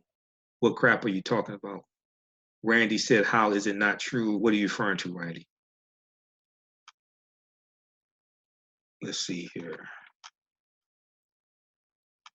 Okay, so let's continue. All right, if you like this type of information, also you can donate to the African History Network, paypal.me/the AHN show, paypal.me/the AHN show to help support the research that we do. It helps us stay on the air, broadcast the African History Network show Sunday nights, helps to finance the research, pay the bills, etc. Okay, click on the, so paypal.me/the AHN show, or you can send it through PayPal to the AHN show@gmail.com. And if you send it the friends and family option way, that'd be better. And then also at our website, just click on the PayPal, the yellow PayPal button, like if you don't have a PayPal account. Let's see here. D said, wait, what reparations? Are Black folks looking for free money to blow? What do you do with your weekly paycheck? Okay, looks like D is a troll. Okay, see, I have trolls in different area codes. All right. What do you do with your weekly paycheck? Okay, the Constitution, it wasn't written with us in mind, then either change it or let them know it doesn't apply. How do you change? What's the process for changing the U.S. Constitution, D? What's the legal process for changing the Constitution? You can't go into Microsoft Word and click edit. What's the legal process for changing the U.S. Constitution? All right. See, I like it when people come on and show their ignorance like this. Okay. What's the legal process for changing the U.S. Constitution? The U.S. Constitution has been amended 27 times because there are 27 amendments. What's the legal process to change the U.S. Constitution? All right, so let's continue here. All right, he says he's not a troll. Okay, Whether you think the Constitution applies to you or not, it does. That's the foundation of law in this country. When the Supreme Court is the highest court in the land, when they determine whether something is legal or not, is based upon what? The U.S. Constitution. I mean, you can act like it don't apply to you. Even if you talk about nationality, well, Article 6 of the U.S. Constitution tells you that the U.S. Constitution, all the previous treaties and all the subsequent treaties are what? The supreme law of the land. So you can I mean, you can live in a fantasy world if you want to, right? Okay. But when you talk about your Second Amendment right to bear arms, then you want the Constitution to apply to you. When you talk about your First Amendment right to freedom of assembly, freedom of speech, freedom of religion, now you want it to apply to you. When you talk about your Fourth Amendment right against unlawful search and seizure, now you want it to apply to you. Okay, so while we let Google what's the legal process to amend the U.S. Constitution, because he hasn't told us yet. All right, so I talked about this study here, Teaching Hard History of American Slavery, right? And I'm going to show you some of the slides, some of the information we deal with in the online course that I teach, also dealing with it. Now, it's all on demand, watch from around the world. I go deeper into this information because, unfortunately, you know, I've been studying history for 27 years. I do lectures across the country. I was just speaking in Baltimore a few weekends ago at the 18th Annual Baltimore Natural Hair Care Expo that Malika Cooper does. So we posted a link there. 10-course online bundle pack is on sale. $40, regularly $130. It's all on demand. It includes ancient Kemet, the Moors, and the Maafa, understanding the transatlantic slave trade, what they didn't teach you in school. So what I do, I deal with thousands of years of history, and I don't just deal with the transatlantic slave trade. I deal with what led up to the transatlantic slave trade happening, okay? And unfortunately, we don't understand this history because the transatlantic slave trade was hundreds of years in the making, dealing with the 800-year occupation of Europe by the Africans known as the Moors, okay? And this is, when we understand the transatlantic slave trade, it's not something starting in 1440 with the Portuguese, or 1441 with the Portuguese, who were the first ones involved in the slave trade. It's a continuum of the wars and the conflicts between the African Moors and the Europeans, okay? So this is an article from, let me see, hold on. Let me turn the screen share on. I thought the screen share was on. Okay, let me turn the screen share on. This was an article from theatlantic.com dealing with what kids are learning about slavery. Okay, and this talks about that study. But this is from February 1st, 2018. Okay, a new report finds that the topic is mistaught and often sentimentalized, and students are alarmingly misinformed as a result. Okay, let me skip through some of this. So they talks about some of the ways it's mistaught. We teach about slavery without context, preferring to present the good news before the bad. We tend to subscribe to a progressive view of American history that can acknowledge flaws only to the extent that they have been addressed and solved. So you can read the rest of this here. Let me skip past some of this. Okay. Let me see here. Okay, so some of the things I deal with. What was the transatlantic slave trade? What were some of the events that led up to the transatlantic slave trade starting? Because you have to deal with the Moors. You have to deal with anti-Moorish sentiment increasing in Europe, and the Moors losing control of land, etc. And you're going to have Moors who are going to be enslaved also, especially by the Spanish. Some Moors are going to flee, but you have some Moors being conquered and enslaved, and they're taken into Spanish territories like Florida and South Carolina, because the Spanish were taking Africans into the territory we today call South Carolina in the 1520s. This is about 100 years before Jamestown, Virginia, August 20th, 1619. This is why when I hear people say we first came to this land August 20th, 1619 in Jamestown, Virginia, even though that did happen, okay? And they were on the White Lion slave ship, right? Those 29 Africans, but we were here before that in the Spanish colonies. But also, if you read The First Americans Were Africans, Documented Evidence by Dr. David Imhotep, African people were in this land we call the United States of America going back at least 51,700 years ago. These were the Khoisan, who have the oldest DNA on the planet. They come from Southern Africa. They're the ancestors to the Ainu and the Twa. They go all around the world, and they were here as well. So we have to, you know, that's one of the sources I use for the online course that I teach. But we have to understand a continuum of this history. Okay, this was our land stolen from us. Even though the transatlantic slave trade did happen, I'm not saying the transatlantic slave trade did not happen, because you got some people of African descent who say, oh, it didn't happen because we were already here. No, we come to this land at different periods of time for different reasons. So we have to understand a chronology of history. Okay, all right. So let's continue here. So we do what were some of the events that led up to the transatlantic slave trade starting? What role did Christopher Columbus play? Because Columbus was crucial to the spread of the transatlantic slave trade. He didn't start it, but he was crucial to the spread of the transatlantic slave trade by conquering the new lands, Haiti, Puerto Rico, Honduras, Jamaica, Cuba, things like this. And they're setting up slave plantations, sugarcane plantations that conquering the people. And then in the early 1500s, they're going to start bringing Africans into those lands. Now, about 70% of the people that Columbus encountered on his 4 voyages were African people as well, because we were already in those lands, okay? But the Spanish, through things like the Asiento, de Negros, they're going to start exclusively bringing African people into those areas right about 1518. Right about 1518, they're going to start to exclusively bring and enslave African people in these areas that they're conquered, okay? Let's see. Let me look at one of these comments here.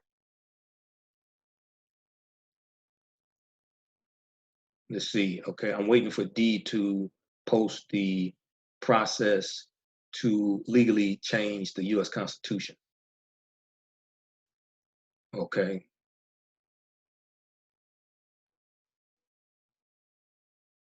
All right. See, this is what I'm talking about, understanding law and making legal arguments. This is an example of what I'm talking about. All right, when did Africans first come to the U.S. as slaves? Did Africans sell themselves into slavery? We deal with that complicated history because it's not exactly how people like Dr. Henry Louis Gates present it, okay? And even though I'm critical of Gates in some areas, I've read a lot of Gates' articles. I've read dozens of his articles. He does write some good articles. And not only that, this is his book. This is his companion book to the 6-part series that came out on PBS in 2012, The African Americans, Many Rivers to Cross. This is the companion book to the 6-part series. This is a pretty good book also, okay? It's a pretty good book. Even though there were some problems in episode 1, because he didn't talk about the history of the Moors, he didn't talk about the African presence in this country going back at least 51,700 years. He talked about Juan Garrido, who came into Florida with Juan Ponce de Leon, the Spanish conquistador, in 1513. And Juan Garrido was of African descent. But he didn't talk about the Moors that were here. He didn't talk about the African presence. He didn't talk about the pyramid mounds that were built by the early mound builders, built by the Khoisan. That was totally not in the documentary, okay? But there are some good things in that 6-part series. It's on YouTube also if you want to watch it, but don't tell PBS I told you it's on YouTube. I didn't put it there, okay? So we do we're African people in America before the slave trade as well. Yes, we were. This was our land stolen from us. The 800-year occupation of Europe by the Africans known as the Moors. Shocking archaeological discoveries that are causing experts to rethink everything. Insurance companies that took out insurance policies on slave ships and enslaved Africans on the plantations. Freemasonry, America, and the Founding Fathers, because Freemasonry is a watered down version of the teachings that the Moors take into Europe. And they're coming from the teachings coming from ancient Kemet, ancient Egypt. And they're taking these into Europe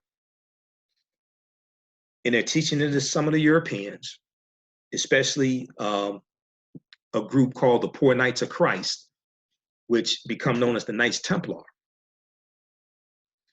And the Knights Templar become very powerful. And then when they're, you have a group of them in France, rounded up October 13th, 1307, and they're going to be disbanded as a Friday. This is one of the reasons why Friday the 13th is said to be an unlucky number. It's said to be the day the knowledge stopped. And people who have a fear of Friday the 13th, that's called frigatriskaidekaphobia. Frigatriskaidekaphobia. But they're going to be rounded up, and eventually all Knights Templar are going to be rounded up, disbanded. And these teachings are going to go underground, and they're going to resurface as the Scottish Rites of the Freemasons, Yorkshire Rites of the Freemasons, things like this, the Rosicrucians. And these Europeans are going to come to the 13 colonies. 50 of the 56 quote unquote founding fathers were Freemasons. 50 of the 56 founding fathers were Freemasons. Okay, George Washington was a Freemason. But they're dealing with watered down teachings coming from ancient Kemet, ancient Egypt, taken into Europe by the Africans known as the Moors. Okay, so we have to understand this connection. All right.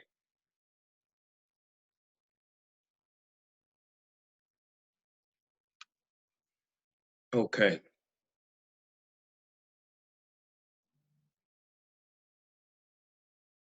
Okay, Brian said, didn't they approve reparations before and revoke it? Now, are you referring to Special Field Order number 15, January 16th, 1865, called 40 Acres and a Mule, introduced by William T. Sherman?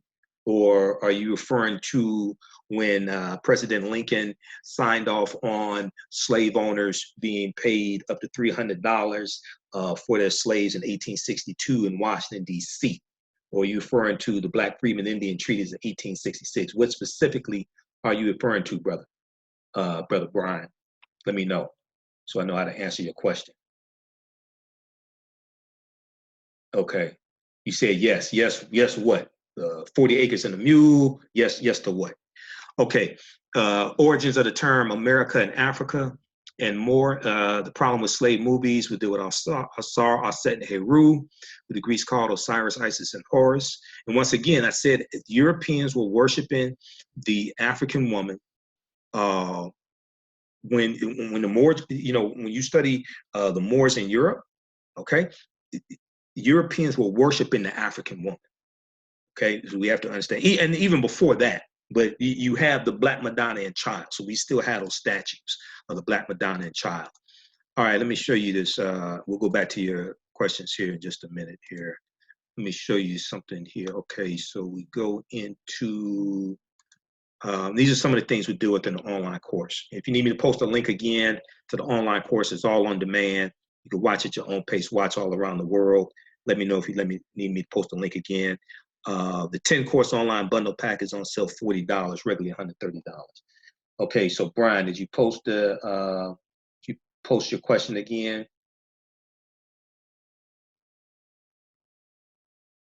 Let's see here. Let's see, Brian, I'm trying to answer your question. Okay, so Brian, post your question. What were you talking about? Let me know what it was exactly. What type of reparations? Which reparations you were specifically talking about? Okay. Anthony, Aetna, the Hartford, Cigna, any insurance company to Connecticut had a dirty hand in this. I know Aetna officially apologized. Well, the New York Life Insurance Company, which was formerly the Nautilus Mutual Life Insurance Company, founded the spring of 1845 in Manhattan. For the first 3 years, they sold something like 508 policies on enslaved Africans on the plantations, because this is something else that was taking place. I deal with this in the online course. This is something else that's taking place. So they've been one of the ones that were most upfront about it. New York Life Insurance Company. You had over 40 insurance companies in this country that took out insurance policies on enslaved Africans on the plantations and also on slave ships. And what happened was a lot of dangerous work was done by enslaved Africans working in sawmills, coal mines, etc. So you had insurance companies that would allow slave masters to take out insurance policies on their slaves. And when that slave died, they would cash in on that insurance policy so they could go buy some more slaves or do whatever they want to with the money. Okay, so there's a history of this. It wasn't just on the ships. It wasn't just on the slave ships. It wasn't just on the African cargo on the ships, right? It was also on the plantation, some plantation. Now, I'm not saying every slave owner had an insurance policy on the enslaved Africans on the plantations, but there is a documented history of this happening to some of them. All right, so this is Dr. David Imhotep, who wrote the book, The First Americans Were Africans, Documented Evidence. He has a new book coming out in the next month or so, The First Americans Were Africans Revisited. This one came out in 2011. Page 14 of his book, he deals with evidence of an African presence in this country going back at least 51,700 years ago. Discovered by Dr. Albert Goodyear in South Carolina in 2004. Excuse me. So what they found were artifacts, architecture, campsites, carvings, Egyptian writings, footprints in lava, genetic M174D haploid groups dealing with DNA and genetics, linguistics, skeleton skulls, linguistics paintings, skulls, skeleton structures, and tools. Okay. So they found 13 different disciplines thoroughly documented an African presence in this country going back at least 51,700 years ago. His book has 713 footnotes. So his book is one of the books that I reference in the online course. You don't have to buy any of these books to be able to follow along, etc. But I use it as reference. Okay. This is I'll come back to you, Brian, in just a minute. You said 40 acres and a mule. So and if you look at the broadcast I did dealing with Radoshi, who was the last survivor of the Clotilda. I just did that April 18th. I talked about 40 acres and a mule as well, but I'll come back to you in just a minute, Brian. This is an article from ScienceDaily.com. ScienceDaily.com. Okay, and this is an article from ScienceDaily.com, and it is about the discovery that Dr. Albert Goodyear made in 2004. Okay, now he's a white archaeologist from University of South Carolina. ScienceDaily.com is a scientific website. They have scientific articles there. Name of this article, New Evidence Puts Man in North America 50,000 Years Ago, November 18, 2004. The article's still there. You can go read it yourself. This is just a summary of the article, okay?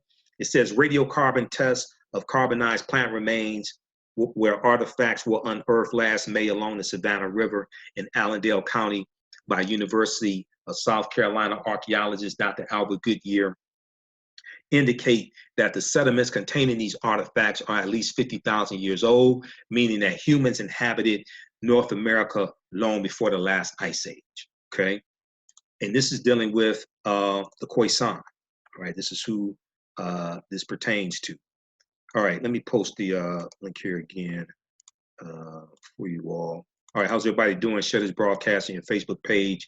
Invite your friends to tune in also. I'll come to 40 acres and a mule in just a minute.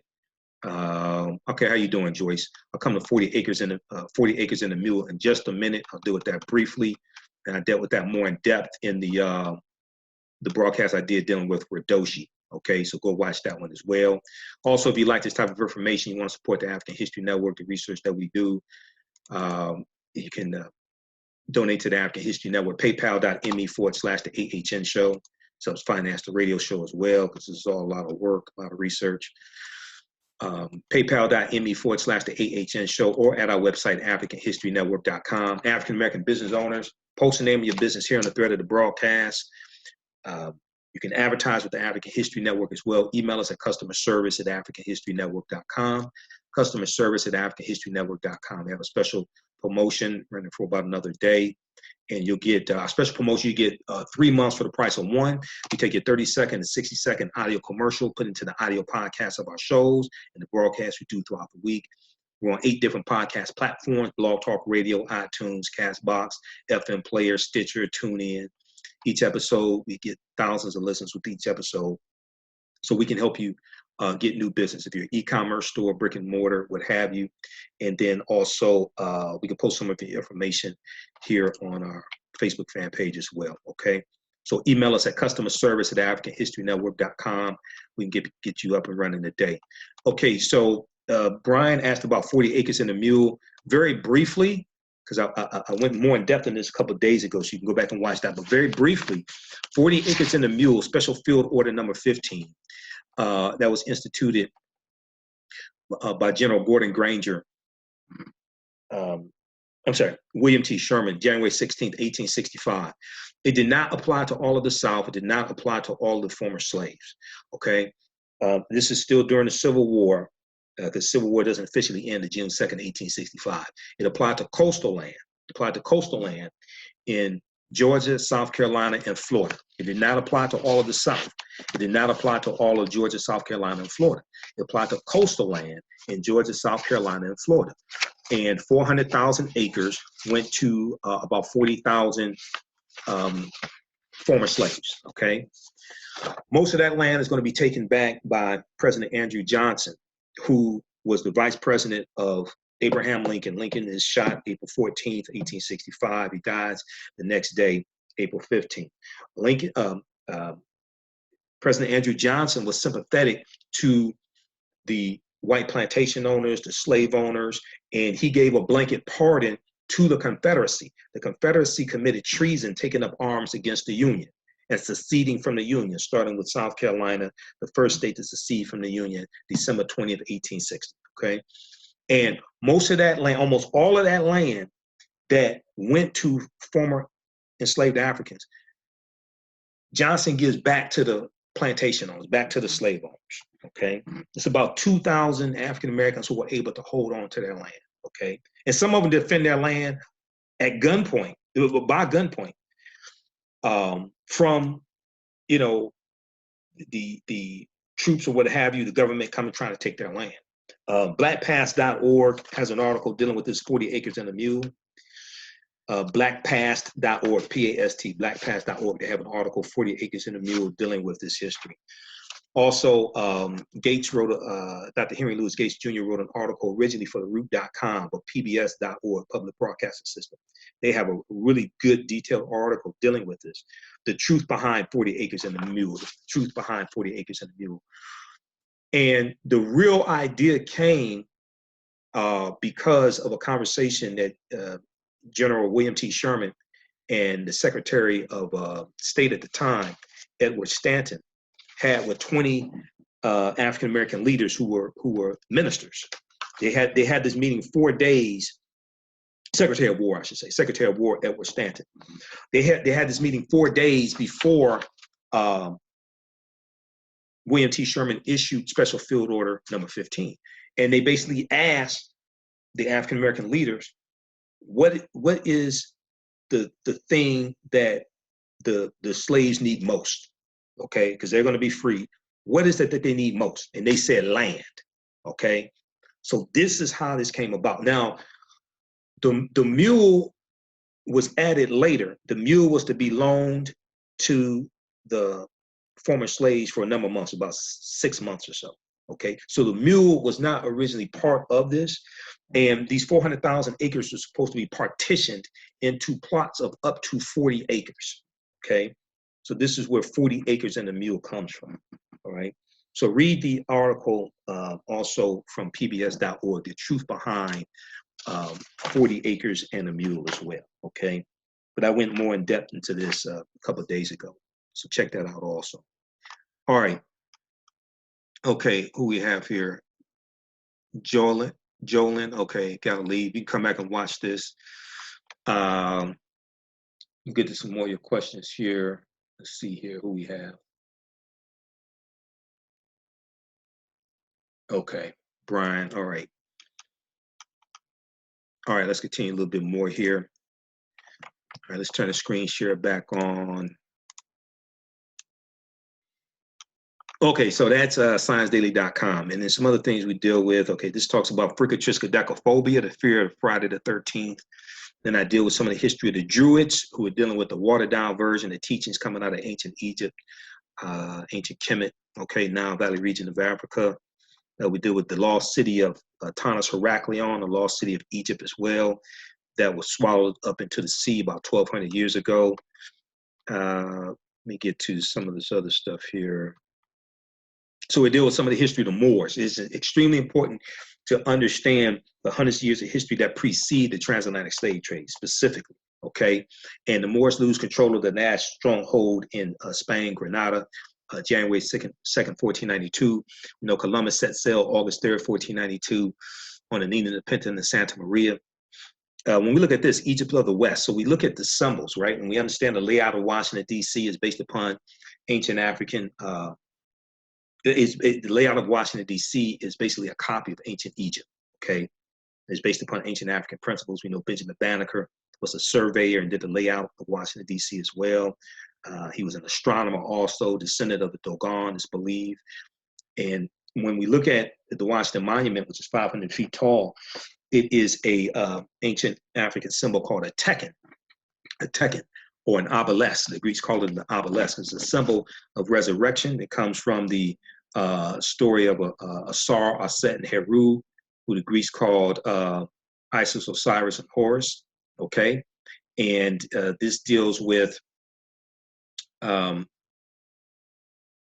history I'll get into. But when Asar's body is cut up into 14 pieces, 13 of the pieces are recovered by his wife, Aset, who the Greeks called Isis. And this is where the Black Madonna and Child comes from, okay? And that 14th piece, which was the phallus, was not found. So this temple, this is erected as a symbol of that, but it's also a symbol of resurrection as well. So you had about 1,200 Tekkenu all throughout ancient Egypt, ancient Kemet, okay? Kemet meaning land of the blacks, one of the original names of Egypt, Kemet. You'll also see Ta Meri, meaning the beloved land. Today, there are only about 12. They've been destroyed or taken to other parts of the world, Istanbul, Turkey, Paris, France, Italy, things like this, right? But you have to understand that the connection with Freemasonry and the layout of Washington, D.C., all of this, right? Okay, so, and you can post your comments here. We'll come to some more comments here in just a minute. Abu Bakr, okay. Yeah, Abu Bakr was a ruler in West Africa. Okay, the word Mason is derived from the Latin words mass and sun. Mason means child of light and expresses the desire to pursue light, which is a metaphor for the sun, which symbolizes knowledge, okay? So historically, light was a symbol of knowledge. So when we look at the Dark Ages and Europe being in the Dark Ages, going back to 5th century AD, when the Vandals and the Visigoths crushed the western portion of the Roman Empire in 476 AD, it cast Europe into the Dark Ages. Dark was a symbol of ignorance. Light was a symbol of knowledge, okay?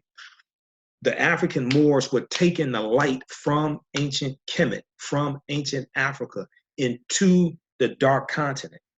And they brought Europe out of the Dark Ages. And so Europe comes out of the Dark Ages, late 1400s, early 1500s. That new era was called the Renaissance Age, okay? And it's called what? An age of enlightenment, L-I-G-H-T.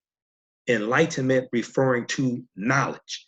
They were coming out of the darkness, the ignorance, into the light or enlightenment, into the Renaissance Age, dealing with knowledge. So the term child of light or sons and daughters of light was first used to identify students who had completed 42 years of study in the temples of ancient Kemet. Many Masonic temples were modeled after the temples of Kemet, places where light or knowledge was imparted in a series of steps or degrees.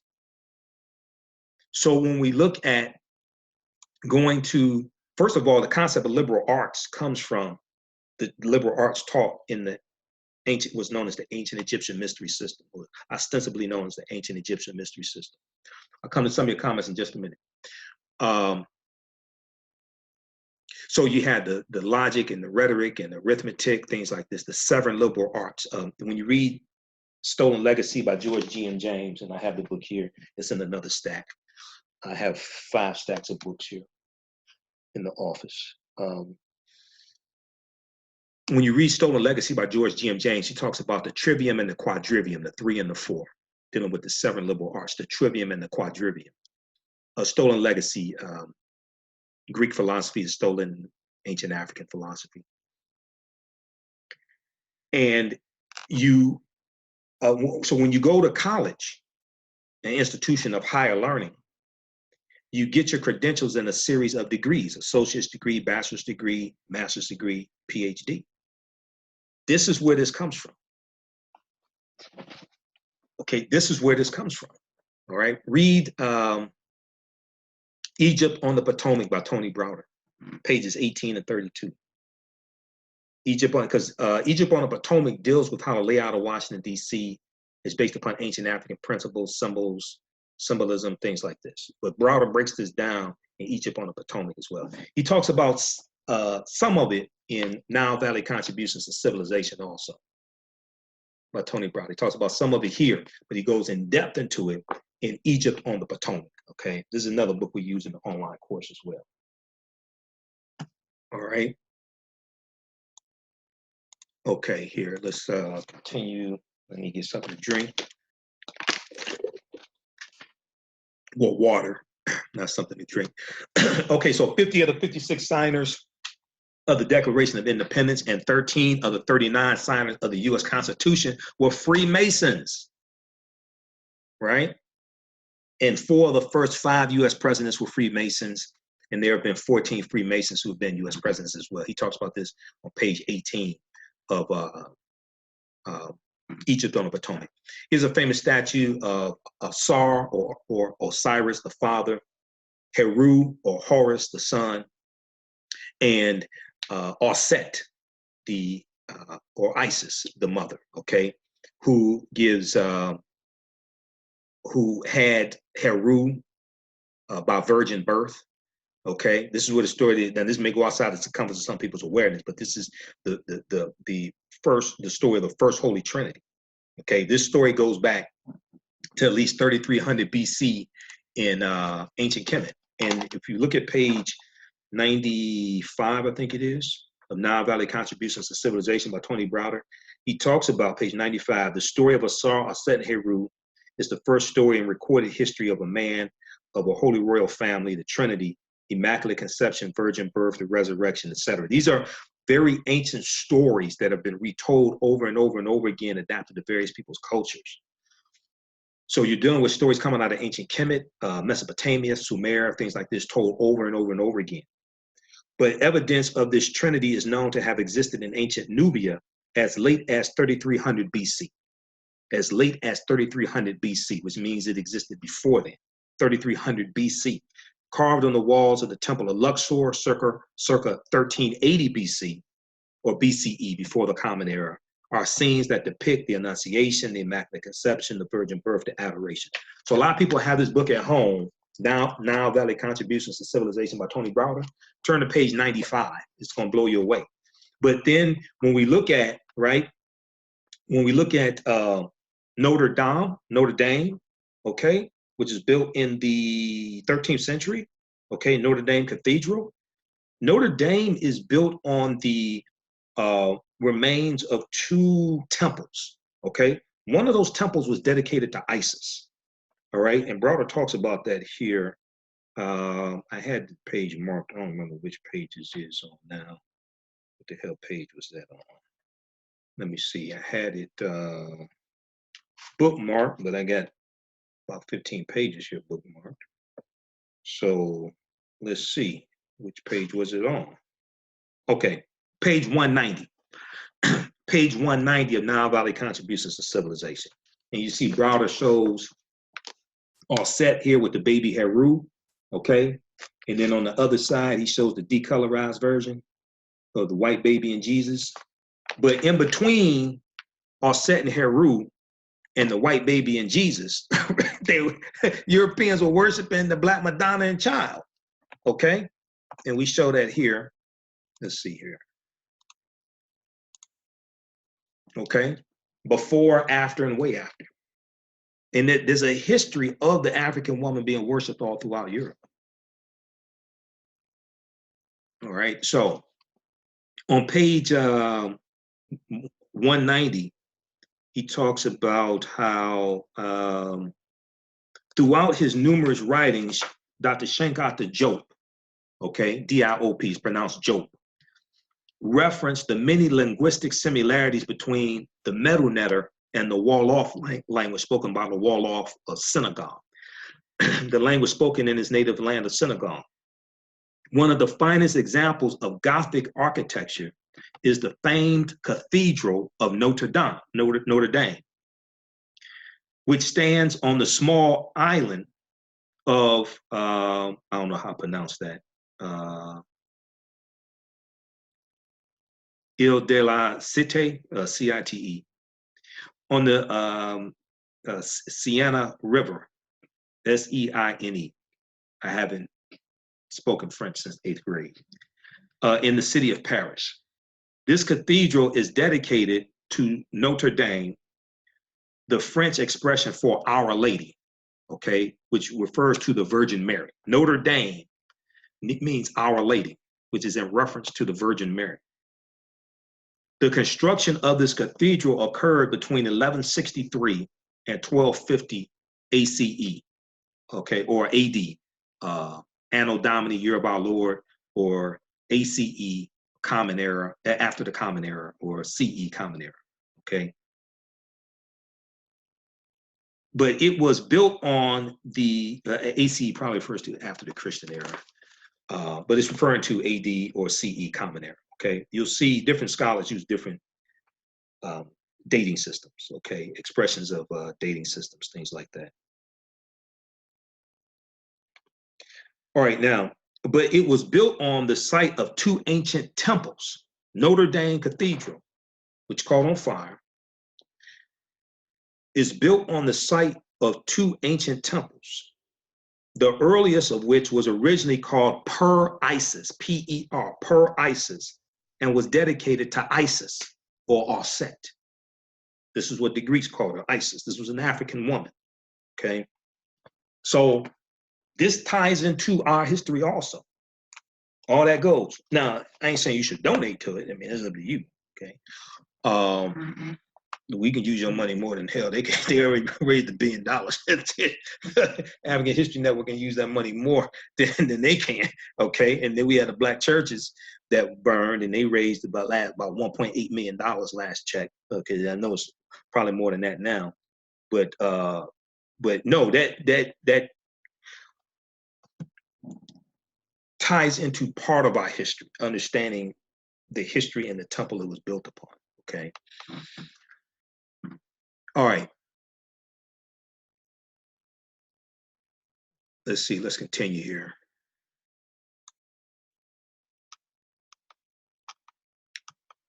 All right, so those are just some of the things we deal with in the online course. And if you need me to post a link again, let me know. Then also, you know, this deals with the history of the Moors as well. So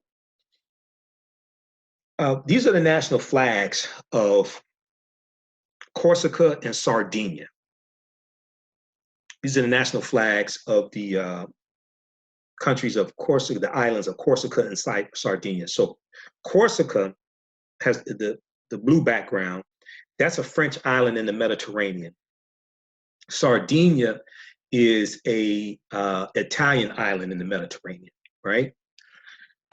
And I was reading one of Runoko Rashidi's books, the one dealing with Black Star, the African presence in early Europe. I was reading that book, and I was preparing for an interview with him a few years ago, back in about 2000, I don't know, 12 or 14, one of them. And I came across that page in his book where he talked about that, 2011, I guess it was, where he talked about that. And he had the pictures. So I started researching these. And these are African Moors' heads. The Moors were in these areas, Corsica and Sardinia. And you see them wearing a bandana, okay? And they have the trademark gold hoop earring as well in both of the pictures.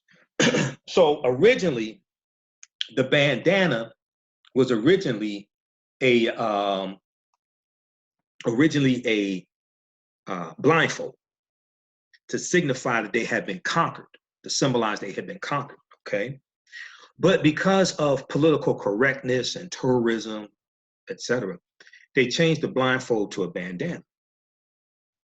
So I was doing research, and here's this book. I don't know if I showed you the cover of his book, okay? Black Star, the African Presence in Early Europe. It's by Runoko Rashidi. Runoko has been to, I've interviewed him a number of times. He has been to about 130 countries and islands around the world. He takes pictures all around the world when he travels, okay? So what happened was, so he had the pictures in his book, and then I was doing research on it. And I went to the official website of Sardinia, something like Sardinia Turismo, something like that. This is their official website for Sardinia. And on each page in the upper right-hand corner, it has this flag there with the 4 Moors heads, but it's a little decal. So if I had not seen it in Runoko's book, I wouldn't know what it was, because it just looked like decoration. But that was on like almost every page on their website, okay? So this history runs deep. And if you don't know what you're looking at, you won't know what you're looking at, okay? But that deals with understanding the history of the Moors in Europe. I'm trying to see if I can find it here, but I can't. Let's see here. But this is a deep book. Oh, here we go. Let me see.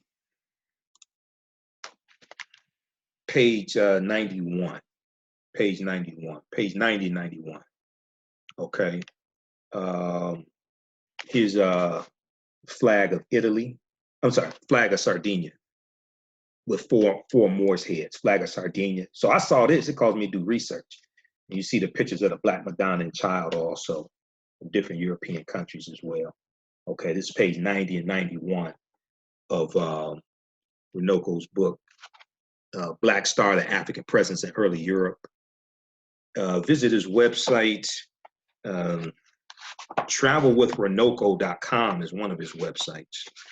Travelwithrunoko.com, RUNOKO, travelwithrunoko.com. I think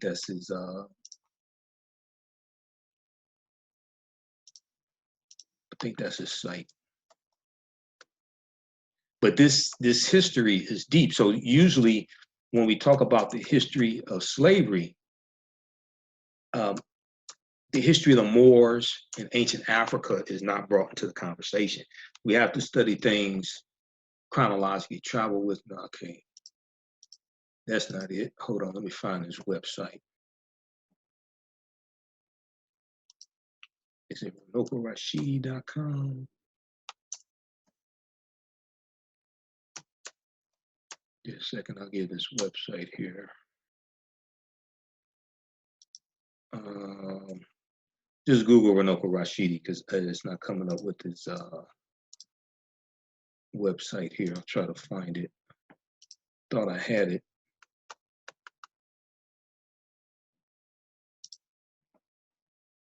drrunoko.com, that's what it is. Yeah, drrunoko.com, that's his website, okay? All right, so check this out. I mean, he has a number of books, but this is a really, really good one right here. Black Star, the African Presence in Early Europe. And he's having a trip to Sudan, November 6th through the 14th, 2019 also, okay? That's at drronoko.com as well. You can check that out. We'll post the link here. Okay, let's go to some more of your comments. And you know, we talk about Christopher Columbus in the online course. This is extremely important to talk about because, first of all, Columbus never came to the land we call the United States of America. The closest he comes here is Cuba, which is 90 miles away. Okay, number one. Number two, when we look at where Columbus went, he went into the Caribbean, he goes into Central America, he goes a little bit into South America, okay? He never comes to the land we call the United States of America. So we have to stop saying Columbus came here, because he didn't, okay? Now, he came to the Northern Hemisphere. Oh, sorry, he came to the Western Hemisphere, okay? He came to the Western Hemisphere because the Caribbean technically is classified as North America. But the land that we call the United States of America, the contiguous 48 states, contiguous means connected, okay, doesn't include Hawaii and Alaska, okay, because that's not connected to this landmass. But he never came to this landmass that we call the United States of America. The closest he came here was Cuba, which is 90 miles away. And we know that 70% of the people Columbus encounters in his 4 voyages in the islands were still Africans. Dr. David Imhotep deals with this in The First Americans Were Africans, Documented Evidence, okay? All right, let's look at some more of your comments here, and then we'll wrap up.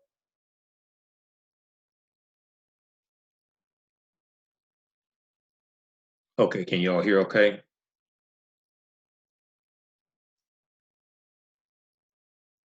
All right, let's see who we have.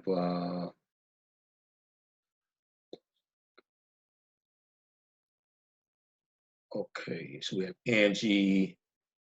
Okay, Brian said, okay, thank you. So what's to say if we are approved reparations that they won't take it back again?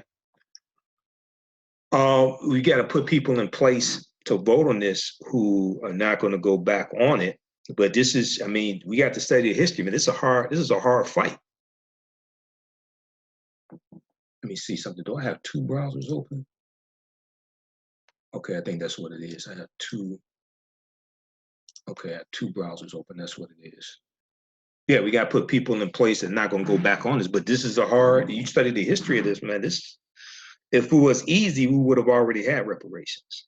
If it was easy and as simple as some people are making it, we would have already had it. And fighting against the opposition that I explained are things people are not talking about. But you have to understand history to understand this, okay? Which one is a mandatory reading, Johnson? Which one is a mandatory reading? Okay, Labia said, what's the name of the book? This one here, Black Star, the African Presence in Early Europe. Is this what you were referring to? This is from Runoko Rashidi. Okay, also at our website, AfricanHistoryNetwork.com, we have a recommended reading list of 60 books there, so you can check that out as well. And then all of my DVD lectures are there also, so be sure to register for the online course that I teach, Ancient Kemet, the Moors, and the Maafa, Understanding the Transatlantic Slave Trade, what they didn't teach you in school, all right? That is a 14-hour, it's a 10-course online bundle pack, 1. It includes the 14-hour, 7-session online course that I teach, dealing with the real history of the transatlantic slave trade, and then go back to ancient Kemet, go back to ancient Africa, deal with the Moors, all this, and how all this leads up to the transatlantic slave trade happening.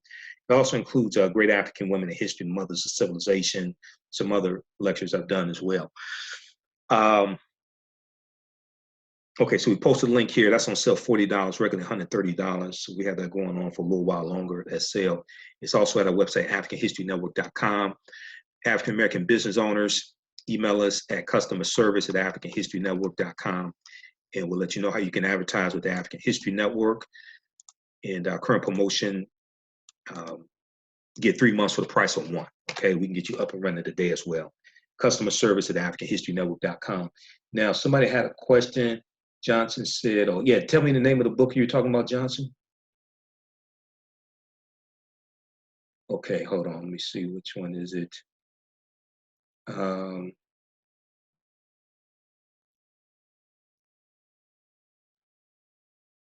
Okay.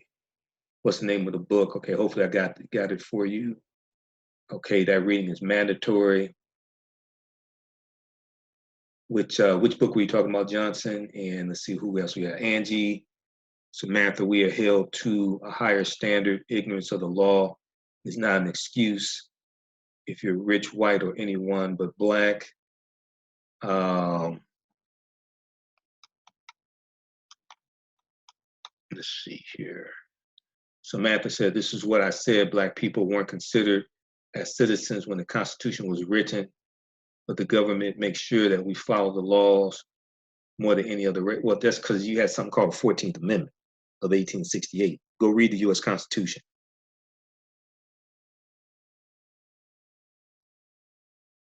Let's see here. An amendment means to change or alter. So there are 27 amendments, which means the Constitution was changed or altered 27 times. The first 10 amendments, that takes place in 1791. That's called the Bill of Rights. So the First Amendment, Second Amendment, those were not part of the original Constitution signed in 1787. September 17, 1787, that's when it was signed, but then it had to be ratified, had to go through the ratification process in 1788. But the first 10 amendments, that doesn't come until 1791, called the Bill of Rights.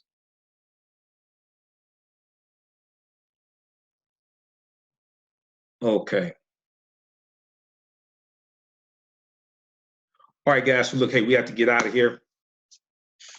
So you can register for the online course. You can order the DVDs if you like. Oh, we have we also have the 8 DVD bundle pack, the Africans that were here before Columbus, the Africans that were here before Columbus. Okay, so I'll be working on orders this week, getting orders out also. The Africans that were here before Columbus, 8 DVD bundle pack. It includes the double lecture I did with Dr. David Imhotep, who wrote the book, The First Americans Were Africans, Documented Evidence. It includes lectures from Dr. Ivan Van Sertima, who wrote the book that came before Columbus. It includes a 4 DVD lecture I did with Professor Kaba Kamene, Booker T. Coleman, who's in the Hidden Colors documentaries. He's one of my teachers. We did a lecture here in Detroit in 2013 dealing with the ancient African presence in America. So that was a 7-hour double lecture he and I did. It's in 4 DVDs, so that's in there as well. One from Dr. John Henry Clark, dealing with Christopher Columbus and the African Holocaust. So it's an 8 DVD bundle pack. It's on sale right now, $50, the Africans that were here before Columbus, okay? So check that out as well. You can order those. And we have digital downloads also. So if you have any questions about any of this, email me at customerservice@AfricanHistoryNetwork.com. But we have all this at our website, AfricanHistoryNetwork.com. All right, and all this helps support the research, support the African History Network, help us finance the research, help us finance the show that I do Sunday nights, because there's a lot of research that goes into the show as well.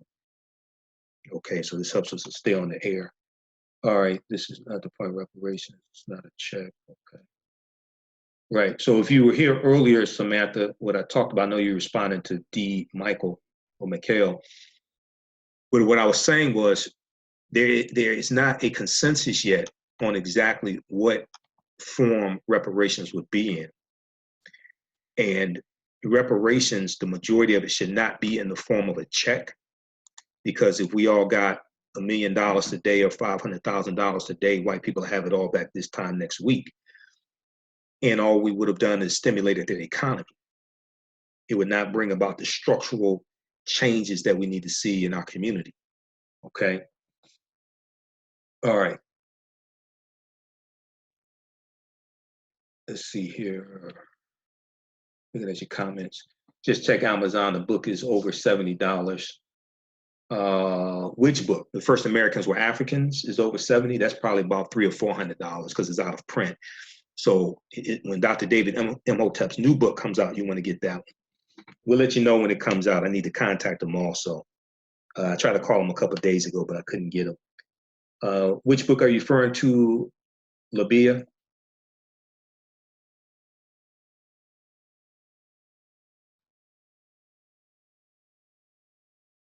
Let's see who we have here.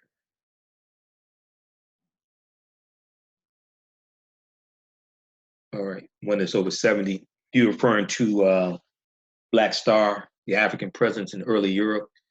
If you're referring to this book, check Renoko's website, drrenoko.com. Check his website. Okay. I'm not sure, but I think he has books at his website here. Book list.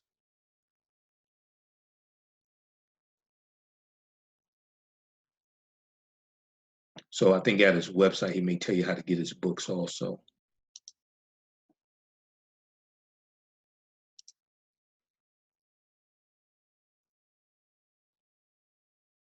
All right. Okay, guys. Hey, look, we have to get out of here. You can keep posting your comments. I'll check them after we're done as well. And you can also email us at customerservice@africanhistorynetwork.com. All right. Hey, remember at the African History Network, we focus on educating, empowering, and inspiring people of African descent throughout the diaspora and around the world, because right now it's correct wrong behavior. What you do for yourself, what you do to yourself, and what you allow other people to do to you and get away with is based upon what you think about yourself. Right now it's correct wrong behavior. It's not over till we win. We'll talk to you next time. Wakanda forever. We'll talk to you next time. Peace.